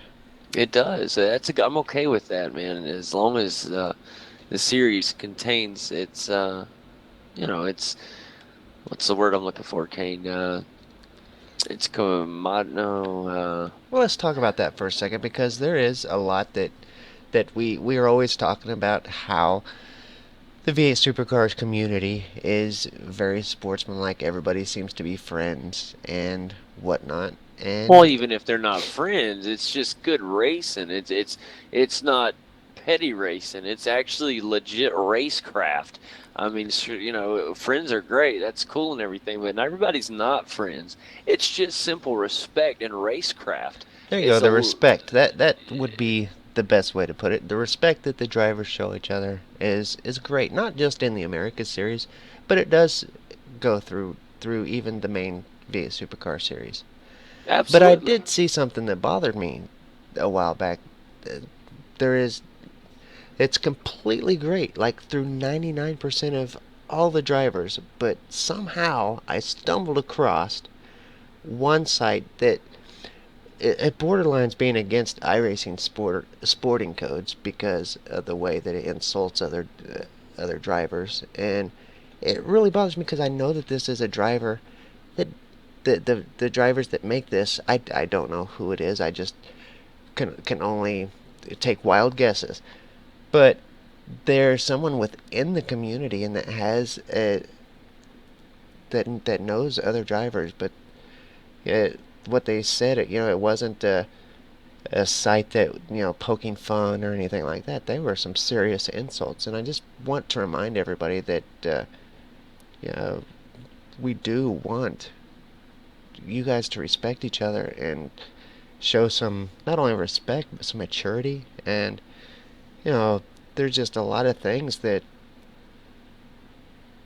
I don't know, I feel like we set the standard here in the V8 Supercars, and to see that, man, it broke my heart to see that our own drivers were being this way to another one of our drivers. And I hope that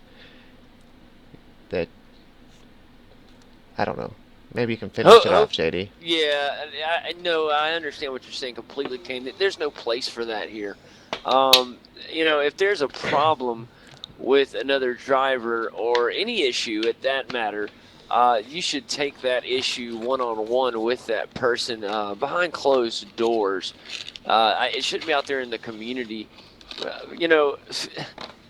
This is a place, I mean, understand everybody's going to have issues, but I think some of the silliest things I ever hear is everybody in this room has been a part of a race or a lot of races at that, where you've been in there, somebody did something that was bad, okay? They made a mistake, and they wrecked somebody, or they may have even wrecked you, or caused something that caused you to ruin your race, and it sucks. I mean, there's no way around it. It sucks, okay?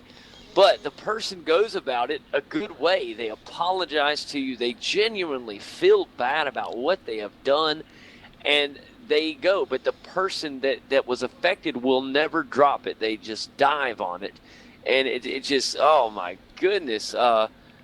We don't really see that here. Usually it's No. It's not done here. But I'm just talking about iRacing in general. And when we talk about the expansion of the America Series and its mentors and even broadcasts like this that can help pave the way so that this stuff doesn't happen here in the future.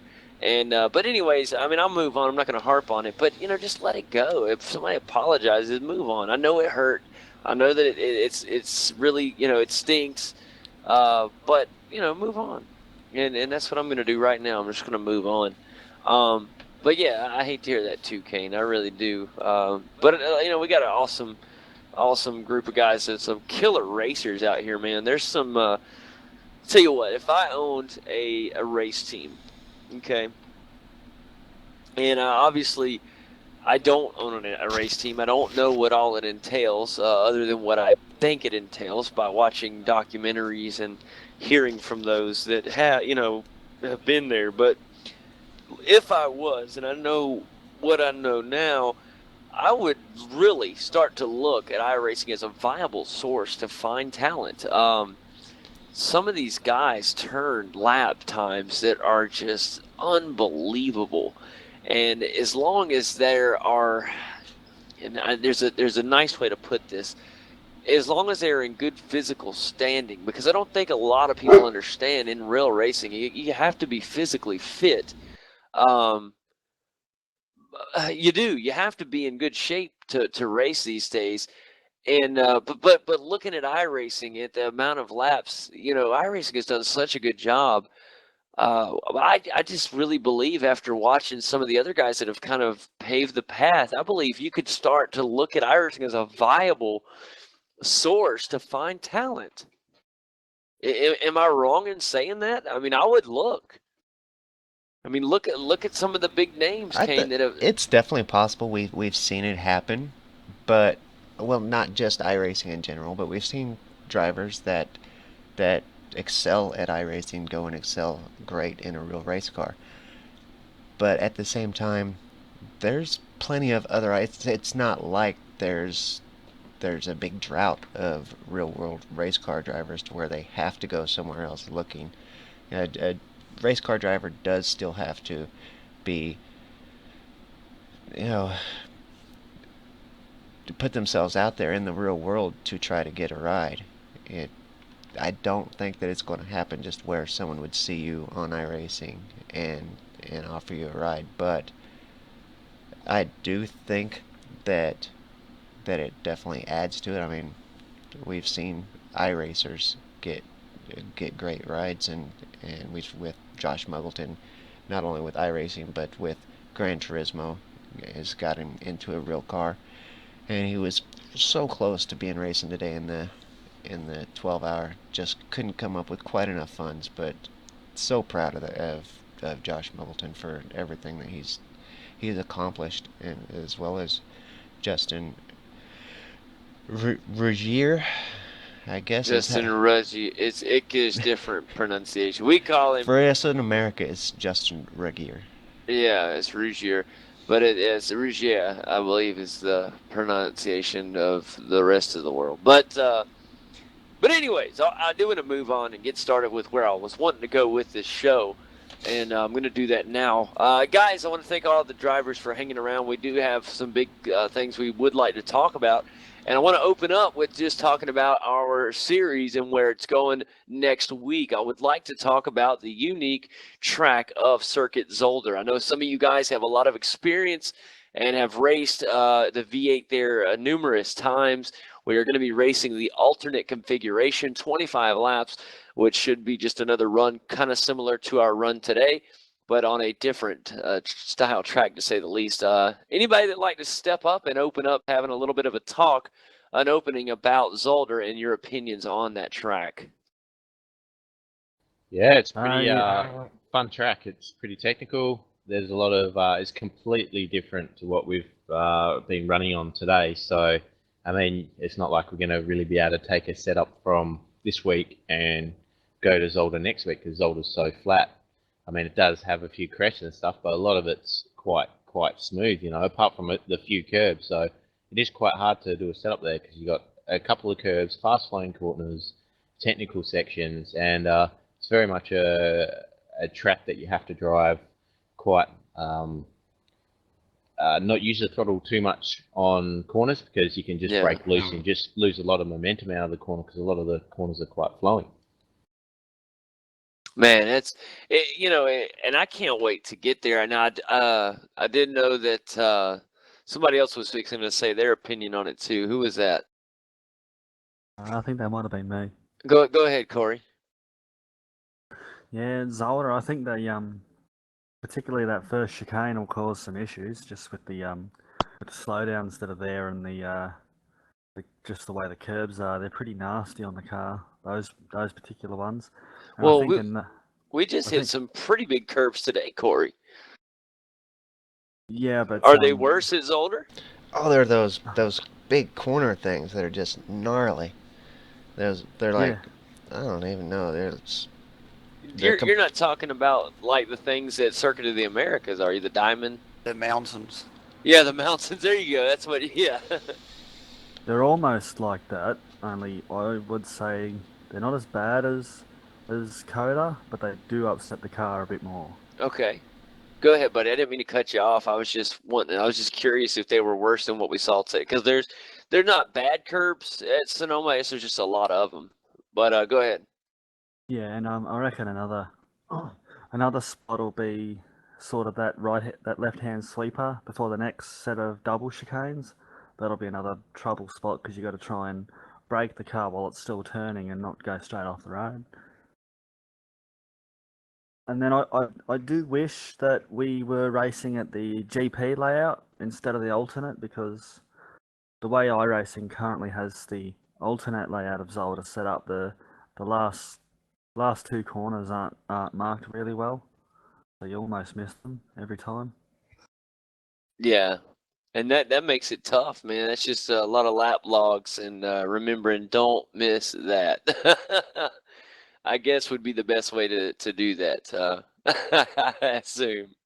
I was gonna say, I think I prefer the alternate personally, but I like the flow of that last sort of chicane, if you like, there. But it does probably take away a passing spot. You know, if you had the original chicane in, it might be another opportunity to overtake. So other than that, I prefer the flow through there if you're just hot lapping. But for racing, it might be better to go the other way. Wow, man, that's anybody else got an opinion on Zolder or any part of it that one of the guys has already said? All right, well, we'll go ahead, Caleb. Well, this track and next week's track in Virginia. Those are the 3 tracks I needed to buy this season, and I'm not too sure on how because they'll be new to me, and I won't be sure on how to take the turns and learn the track and that, and learning the track is laps, and laps takes time, and yeah. Oh, if you get stuck, guys, I'm sure John Emerson on our TTL team will probably put a video up with a setup during the week, maybe on Tuesday or something like that, or Wednesday. He always does a really good job of doing a kind of instructional video for the course that we'll be running on. So yeah, go check it out. Yeah, I was going to thank John for that, actually. I've seen he did it again this week. In the forums there, he makes a post with the track name. And like he said, he has a video and posts his setup and everything, and it's been super helpful to a lot of drivers. So thanks, John, if you watched the broadcast here. Thanks for what you do to help out the community. It really is a big help. Yeah, that's very big help for people like me and the new guys and the guys that are struggling at tracks, to have that type of help and that guy with that much experience to do that, take his time out and do a set and show us the track and everything. Yeah. Absolutely.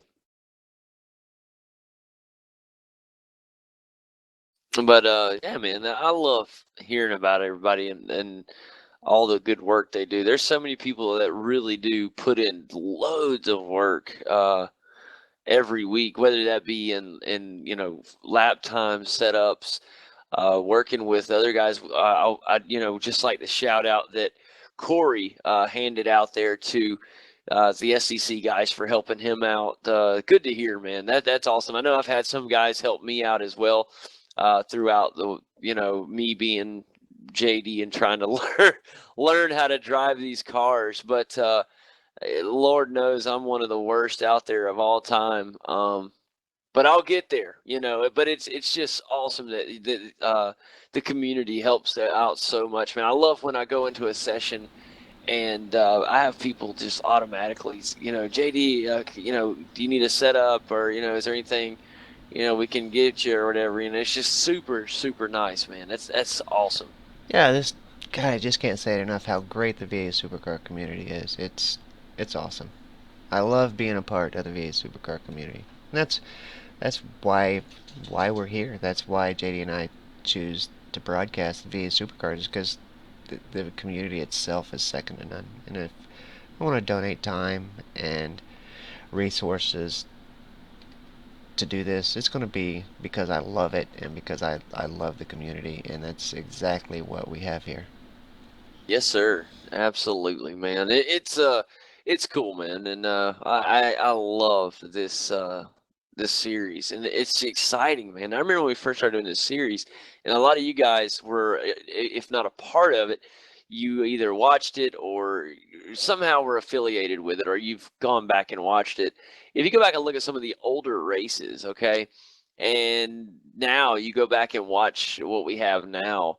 Man, is it not the product on the track? Has it just not blown your mind at how much it has improved? I mean, look at the race just tonight, through 30 laps around Sonoma, and we got the field. I think we had one car off the lead lap.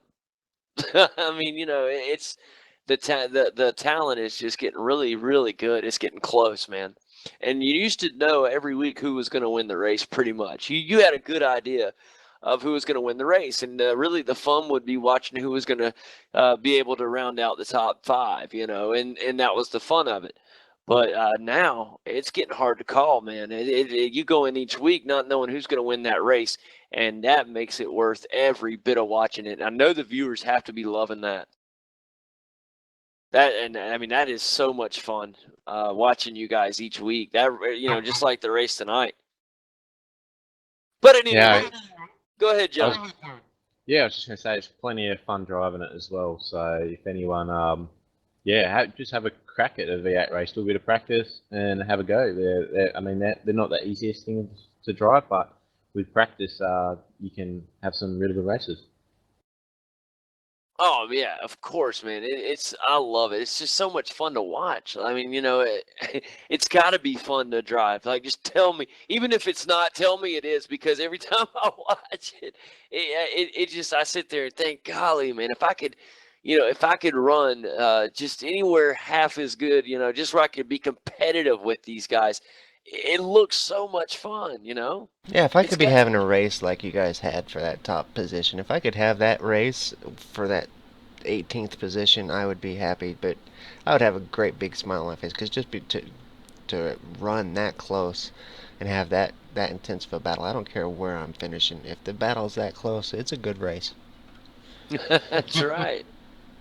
Yeah, sometimes you come over the crest at Sonoma and you can't see, like when you're that close behind the car, you can't actually see the exit of the corner. So I was relying on Richard staying on the track quite a few times to stay behind him. So yeah, it does get really interesting. It can be quite intense, and uh, it's quite warm where I am today again. And I forgot to put a fan on, and by the end of that race, I was drenched. So yeah, it was actually quite an intense race. Yeah, it's funny you say that. I don't have the same problem with the heat here in Canada, but I think Jason was saying before, one of the most intense races he's had for like 12th place. And like you say, with the strength of the drivers now, you can, like you were saying, Kane, you can have that battle for second, first, you can have it for fifth, sixth, you can have it right down to 18th, 20th, but still it's intense, it's fun, and it's clean, and you generally know you're going to get that with the V8s too. Yeah, and that's it. We had no crashes today. We had a spin out, but no crashes. And I'm trying to think of the last big wreck we've had. When's the last big wreck we've had? Oh, I remember that one. That was Curtis, I think. Was it round 3 at Summit when he flipped?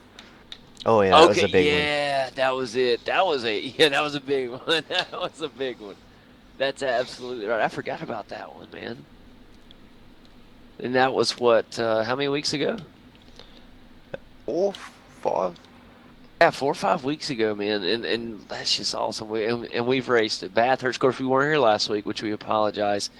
But Brands Hatch, Suzuka, Olton Park, uh, all this, and since Summit Point, it's been awesome, man. And we got a big finish, guys. Really looking forward to it. We're officially 3/4 of the way through the season. We have our final quarter of the season left, with, of course, Circuit Zolder, Phillip Island, VIR, or Virginia International Raceway. And we finish up at my hometown track, Road Atlanta, and that will be on March the 3rd. Or it will start on March the 3rd. The official race will actually be so after that week, down that on that Friday. But Some man, aggressive tracks. Those last four yeah. definitely is an aggressive finish to the season. That's definitely going to suit a couple drivers very well. Yeah, it makes it really exciting. I'll tell you what, like I said, going into the race today, of course, Marlon McMullen was in the point lead, and it's going to be fun to see how it lays out, man. Anybody got anything that they really want to bring up before I move on anymore, man? I know some of you guys have some things you've been wanting to bring up, so go ahead, man. Anybody right now? Premier Series? Yeah, bring up the Premier Series. Yeah, that's a great thing to talk about. What would you have in mind, Corey? The fact that Monza actually made the schedule. Yes, that is something that I would love to talk about. I've heard a lot of guys that are I don't want to say concerned about it, but maybe not as excited as others, thinking that it won't be that well of a track. I remember having a conversation with you, Corey, the other day, and you have the same opinion that I do on the track. It's going to be wonderful. I think it's going to be awesome for the V8 series. What's some of y'all's ideas or views on that, or your opinion? How early into the series is it? I'm sure they've checked with iRacing to make sure that it would be done by the time it's on there. Yeah, it's week 4, I think, or something, isn't it, Corey? Am I wrong on that? I can't remember. It's like third last round, I think, of the Premier Series. So Okay, it'll it'll be Yeah. probably be towards like the end of the year. And I'm That sure mean they've Imola's got. coming out with it as well. You might have to say again. I was talking over you. So, does that mean Imola's also going to come out with Monza? Does anyone know about that, or? I don't think they're going to come out at the same time. I thought that was the original idea, but I know for the Premier schedule, obviously they don't have Imola penciled in. But as far as Monza goes, I think it's a fun track to race at. I don't think the track's got an awful lot about it, layout-wise, but I'm sure the racing will be good. That's what I was thinking. You know, a lot of people are saying it's a boring track. Straight chicane, straight chicane, straight chicane, crazy last turn, that's it. And I agree, you know, it doesn't have a lot of character like some other tracks do, but it's a legendary place, a lot of history there. It'll be a great addition to have on the iRacing simulator on our service, a track that we can add. I don't think it's a track that will appear on the V8 schedule every single season like some of our other staple tracks like Phillip Island, Bathurst, and etc. And I'm okay with that. I think at the beginning it'll probably be there the first few seasons, but after that it'll probably be like our Sonoma or Zolder, where we won't see it that much. So I'm not really that worried. I think that one's more for a open wheel schedule, but it'll be exciting, man. It's a great track to have, and you know it's a great thing to have on our service. I'm excited to have it. Yeah, I think it's going to be a good track.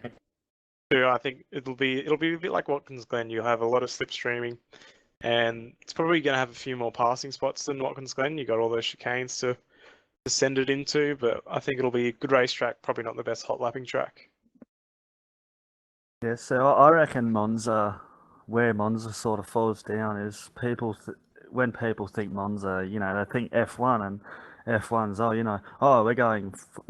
we're going like 330 kilometers an hour down the front straight, and oh no, we're going so fast that we can't actually pass this guy anywhere because all we have to do is just sit in the draft and follow the leader. But I think with a sort of more touring car sort of series, you know, you can sort of, you know, outbrake each other into the chicanes and then try and bump around for position and then, you know, launch out of the chicanes. I think in touring cars and sort of closed wheel racing, you know, it it it would be slightly more exciting than F1 or any other sort of open wheeler at Monza. Well, that's just my opinion. It'll be interesting. Also, if the gear ratios, I don't know if the car will be limited to some sort of speed, so it'll just be limited bashing down the straight, so you can't really pass anyone.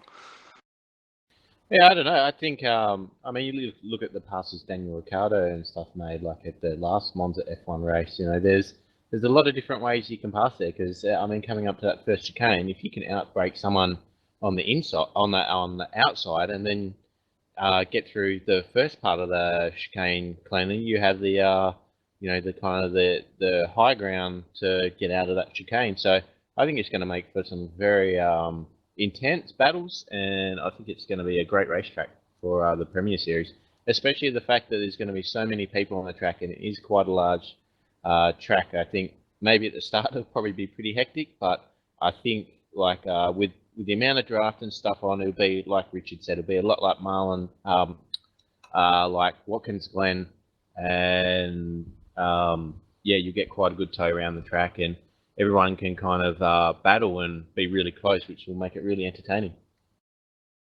I really hope they don't screw the cut track penalties at the chicanes up. Yeah, well, you never know with iRacing with that one, do we? I mean, I still can't figure out where some of the off tracks are and aren't.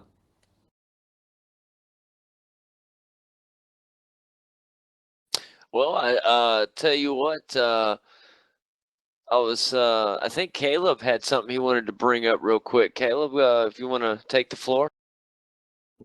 Yeah, I'd just like to mention that Marlon recently won the V8 Masters series, I'm pretty sure it was. So congratulations to him. I mean, that's fantastic. I did hear about that. Good job, Marlon. Congratulations. Yeah, thanks for that, guys.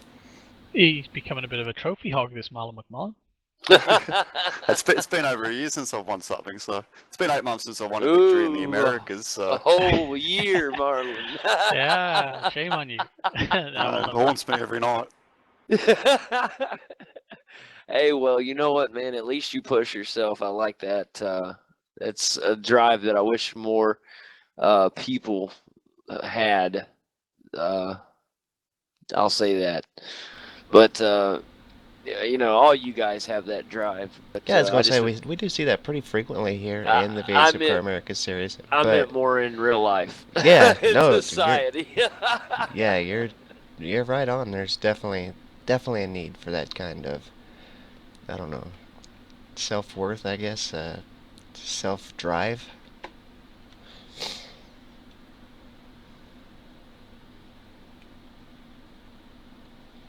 I could use a little myself here and there.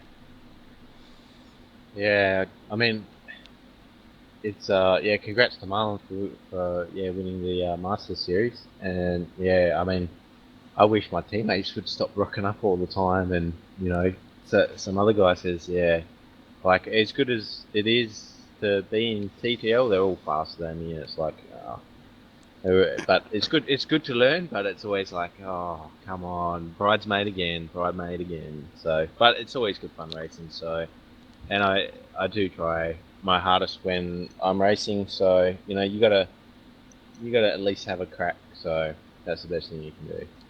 That's kind Just of have to how I send it next feel. time. What's that? Sorry, Richard. Oh, you just have to Right. send it next time. Yeah, I was just scared. Go haven't done postal. too much. Yeah, I haven't done too much racing, so I was like, I Just a probably little could, bump. but Just a little bump out of one of those turns and you could have had it. Well, yeah. The yeah. other thing with these cars, it's hard to pass people under brakes because they're pretty tricky under brakes. Actually, it's very easy to lock the rears or the fronts. It's actually, I think it's a fair bit harder than the old car. So Actually I would have speaking, loved it. See, I wouldn't have probably been able to get it. Of course, I wouldn't have been able to get around Richard no matter what. But in that same position, driving somebody of my own caliber, I probably wouldn't have been able to get around him either because I would have just been having so much fun falling behind and just keeping the race that close and just I don't know. Once I get into a close race like that, it's more fun to me to keep the race that close and keep the guy in front looking in his mirror, I guess. Yeah, yeah, definitely. And sometimes when you come into, like Richard said, like I was locking the rear sometimes, and sometimes you come in and it doesn't really vote much for your confidence coming into like really fast stops and having the rear stepping out on you and trying to still get it to the apex. So I mean, yeah, Sonoma is a very tricky track because you still need that rear brake for some of the corners you have to pitch it in. But at the hairpins where you need to really try stop it, you've got a lot of rear bias wound on, so the car starts stepping out on you, and yeah, it's just hang on. And well, the on the new old car's car, a little more rear happy too, ain't it? I mean, it all around feels like the rear gets a little looser than the old car I to think me. it's just more unstable under brakes in general. 'Cause on the old car, if I was thinking about passing someone, I'd go a bit forward on the brake bias, the corner before. But if you do that in this car, when you stand on the brakes, you'll just lock the fronts if you do that. So I don't know. There's sort of less scope for trying to pass people under brakes, I feel. It's a real balancing act. Yeah, exactly. It's just you can't change it enough to try to send it on people at hairpins. yeah, and actually speaking of V8 supercars and in the real world, how good's this Nissan going at the test day? Yeah. I'm watching the Bathurst 12 hour. 12-hour. Yeah. Too many options.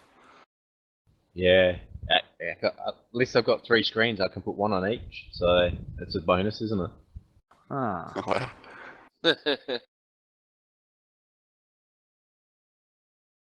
Is there a stream for the V8s at all? Does anyone know? no, I don't Fox No, think they're Foxtel not on here? broadcasting it today. No. But I don't thi- Foxtel's broadcasting it tomorrow all day, but not today. Oh, So actually, speaking with the, something I've been reading all the articles about the commentary team. What the hell is going on with the commentary team? Tell me, please, somebody, please tell me that Neil Crompton will be commentating the on-track sessions. He will be. Neil Crompton, yeah, he will be. Yep. But it says like he's doing the commentary for V8's TV. What the hell is V8's TV? I think he'll be V8's presenting it with Greg Russ, won't he, throughout the broadcast? Or V8's TV produces the whole thing, and they sell it onto 10 and to Fox Sports. So he'll be on both. Okay, cool. Scafey made it over too last night. It was announced. They're He's all on there now. Fox. What was Is he? that? No, Scaife and Ingle are on 10, aren't No, they're on Fox. they? So Ah. confusing. Ugh, Scaife. Who wants to be Scaife? What? Who wants to be who? Scape? Ah, Ugh, Mark Scaife. Scove. I like the commentary that the V8 Supercars has now. I'm glad to see that everybody made it over. I'm glad to see that they kept Neil Crompton. If they decided to ditch Neil Crompton, I would actually stop watching it. I think it's going to be split up. I think it's going to be Greg Rust and Neil Crompton for the main thing, and on Foxtel you'll just have Scaife and Ingle as like expert commentators. But I don't think they'll be with Crompton and Rust. And I think Channel 10's going to broadcast 6 events live, but after every round event, I think they're going to do like a race rerun replay on Channel 10. So you'll still get to watch all the races throughout the year. That's I cool. don't think it's the full races. I think it's just a highlights package. Ah, damn, that sucks. Oh, yeah, it does. I'll tell you one thing I've been impressed with is NASCAR. Really amazed me. A company that's known for really holding on to their product and not turning it loose for free or anything. As last year, a lot of people would post up the full races, the streams of the races live, and even after the races, they put them all over YouTube. And I think NASCAR just said, forget it. I'm tired of, fighting it. So they just started posting the full races in high definition on their NASCAR page of YouTube. And you can go back and watch every 2014 race in its entirety in HD, no commercials. Even the parts that are commercials, it just stays on the track. It's really cool. And from what I understand, they'll be doing that through this year as well. So they don't air it until about 3 days after the race. So it comes up on about Wednesday. The race is on Sunday, obviously. I And always would watch them on Tuesday, so they do come up on Tuesday. Okay, Tuesday then. Okay. Well, yeah. So Tuesday, you got 2 days, and then they put them up. And it's awesome, and you can't beat that right there. I mean, if you don't have cable or live in another country where it may be hard to get the programming, at least you can get it 2 days after for 100% free. Yeah, that's awesome. NASCAR is making some really good progress in that regard, and for even just with their programming this year, they're just going to be on NBC and Fox, so that's going to be nice. Yeah, that is really a big jump for them. That is a big jump there, primetime or big networks, and that is awesome. Big move for them.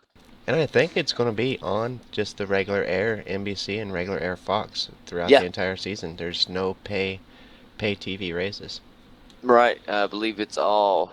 I believe you're absolutely right, Kane. And I'm really excited for NASCAR. I think they're making some really great strides. And, of course, you guys know we'll be covering that in our brand new show, All Jacked Up. It will air, I believe, in 2 weeks, the inaugural show.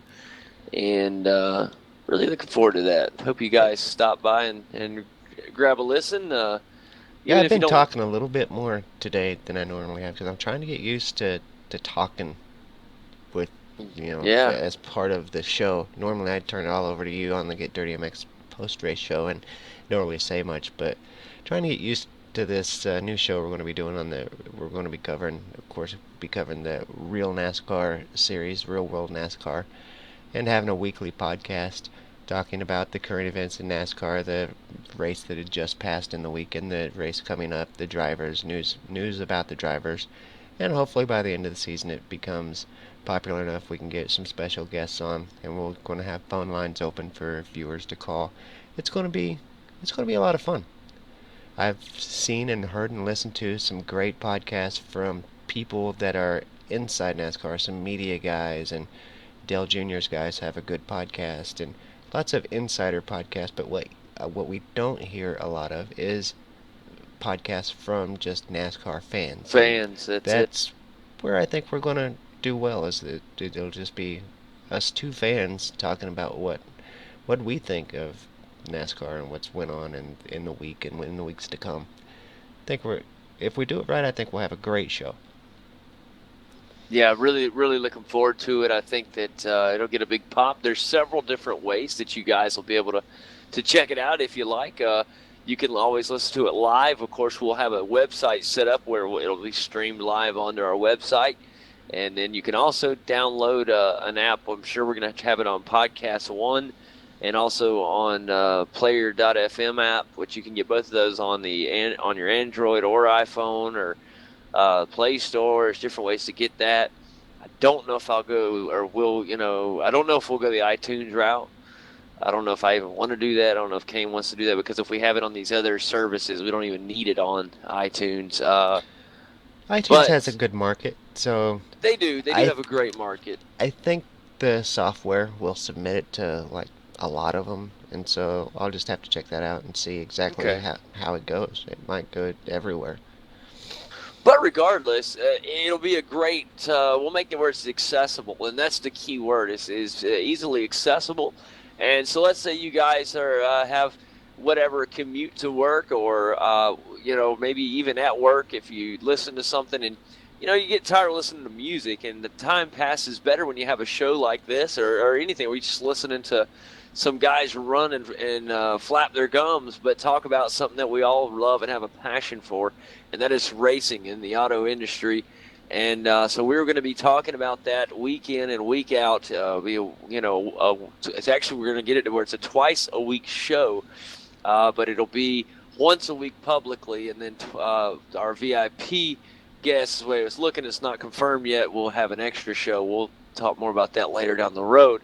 But it's going to be accessible for everybody, and listen, just something to listen to while you're heading to work, or or at work, and it'll be where you don't even have to download it. You can just stream it right there off your phone, and that's exciting. There's the accessibility part is something that I really want to focus on, to where it's easy for anybody to get a hold of and listen to and enjoy. And then the ones that listen to it live, like Kane said, of course, will be able to call in, and that'll be awesome. But we got a lot to learn.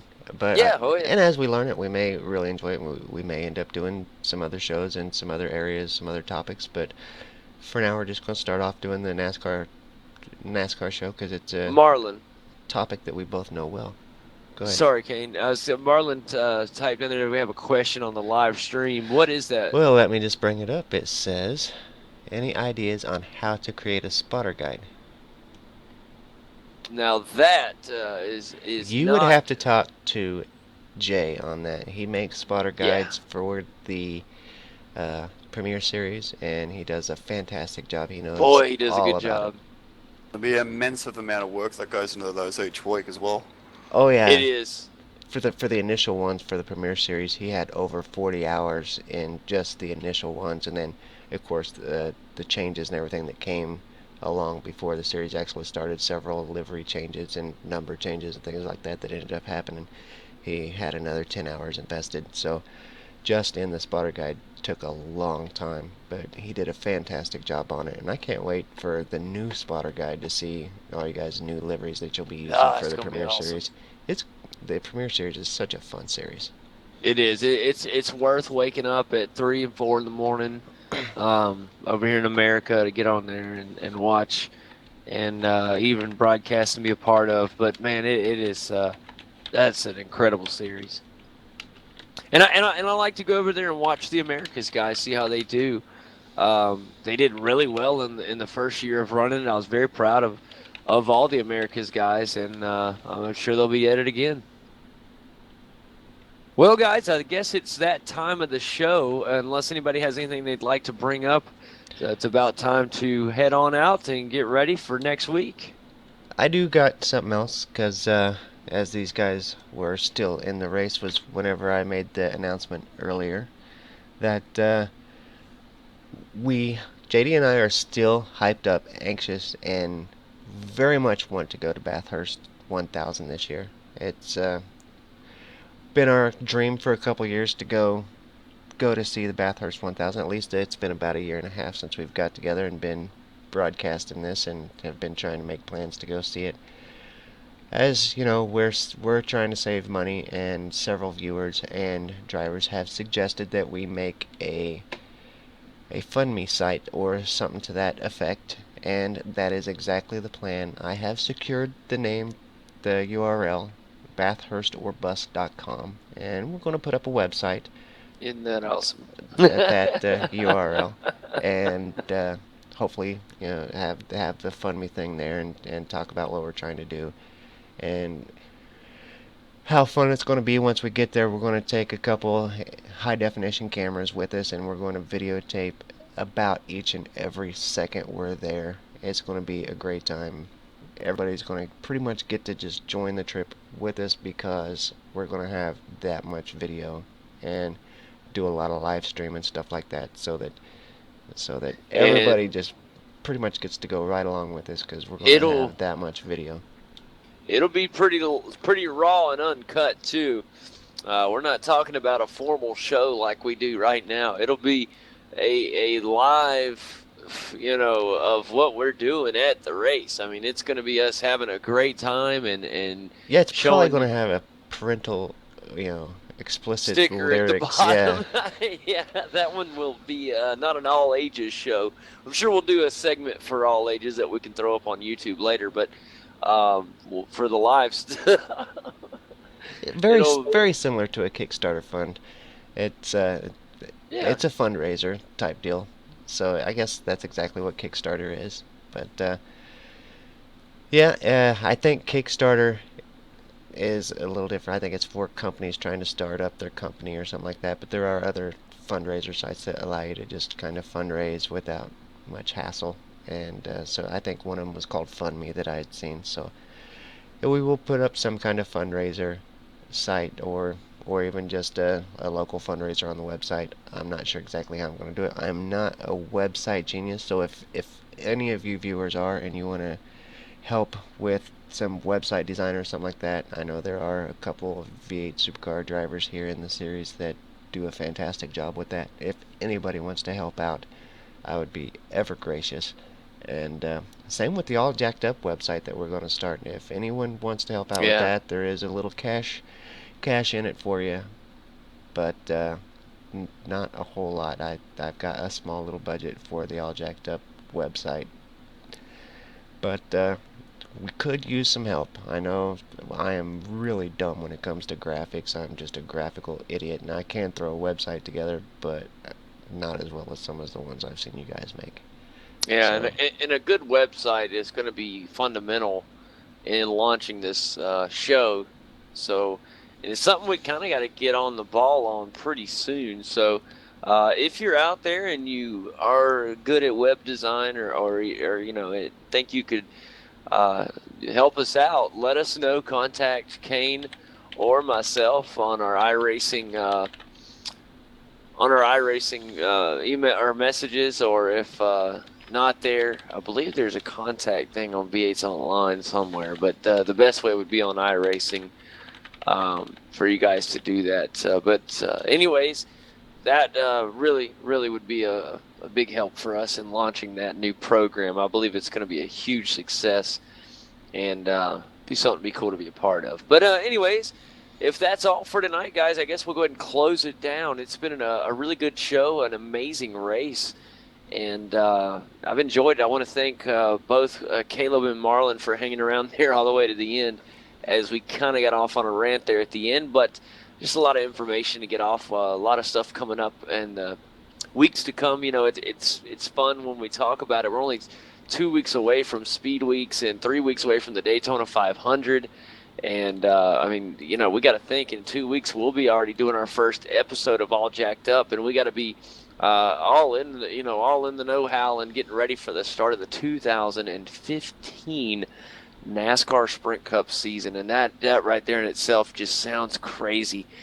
Still getting used to that 2015. But for everybody out there, thank you so much for coming and joining us for the show tonight. The drivers put on a heck of a show for you this evening, and we enjoyed it. So we'll be back next week at the same time here. We'll be starting around 9 p.m. Eastern. That's 8 Central. And we'll be back next week as we head out to Zolder, Circuit Zolder, and head out the alternate configuration for 25 laps. And we'll be looking for you guys next week. You guys make sure you like and subscribe to V8's Online. We love your support. It really means a lot to us. And we'll be back next week. Thanks a lot, guys. Y'all have a good night.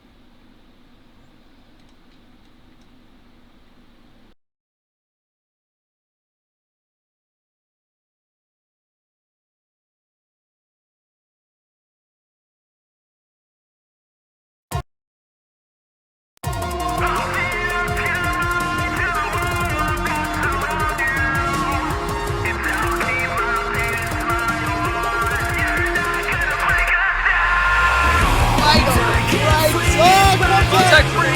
Close. Let's have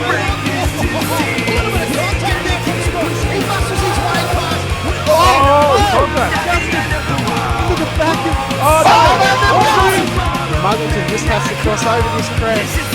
He will cross the line and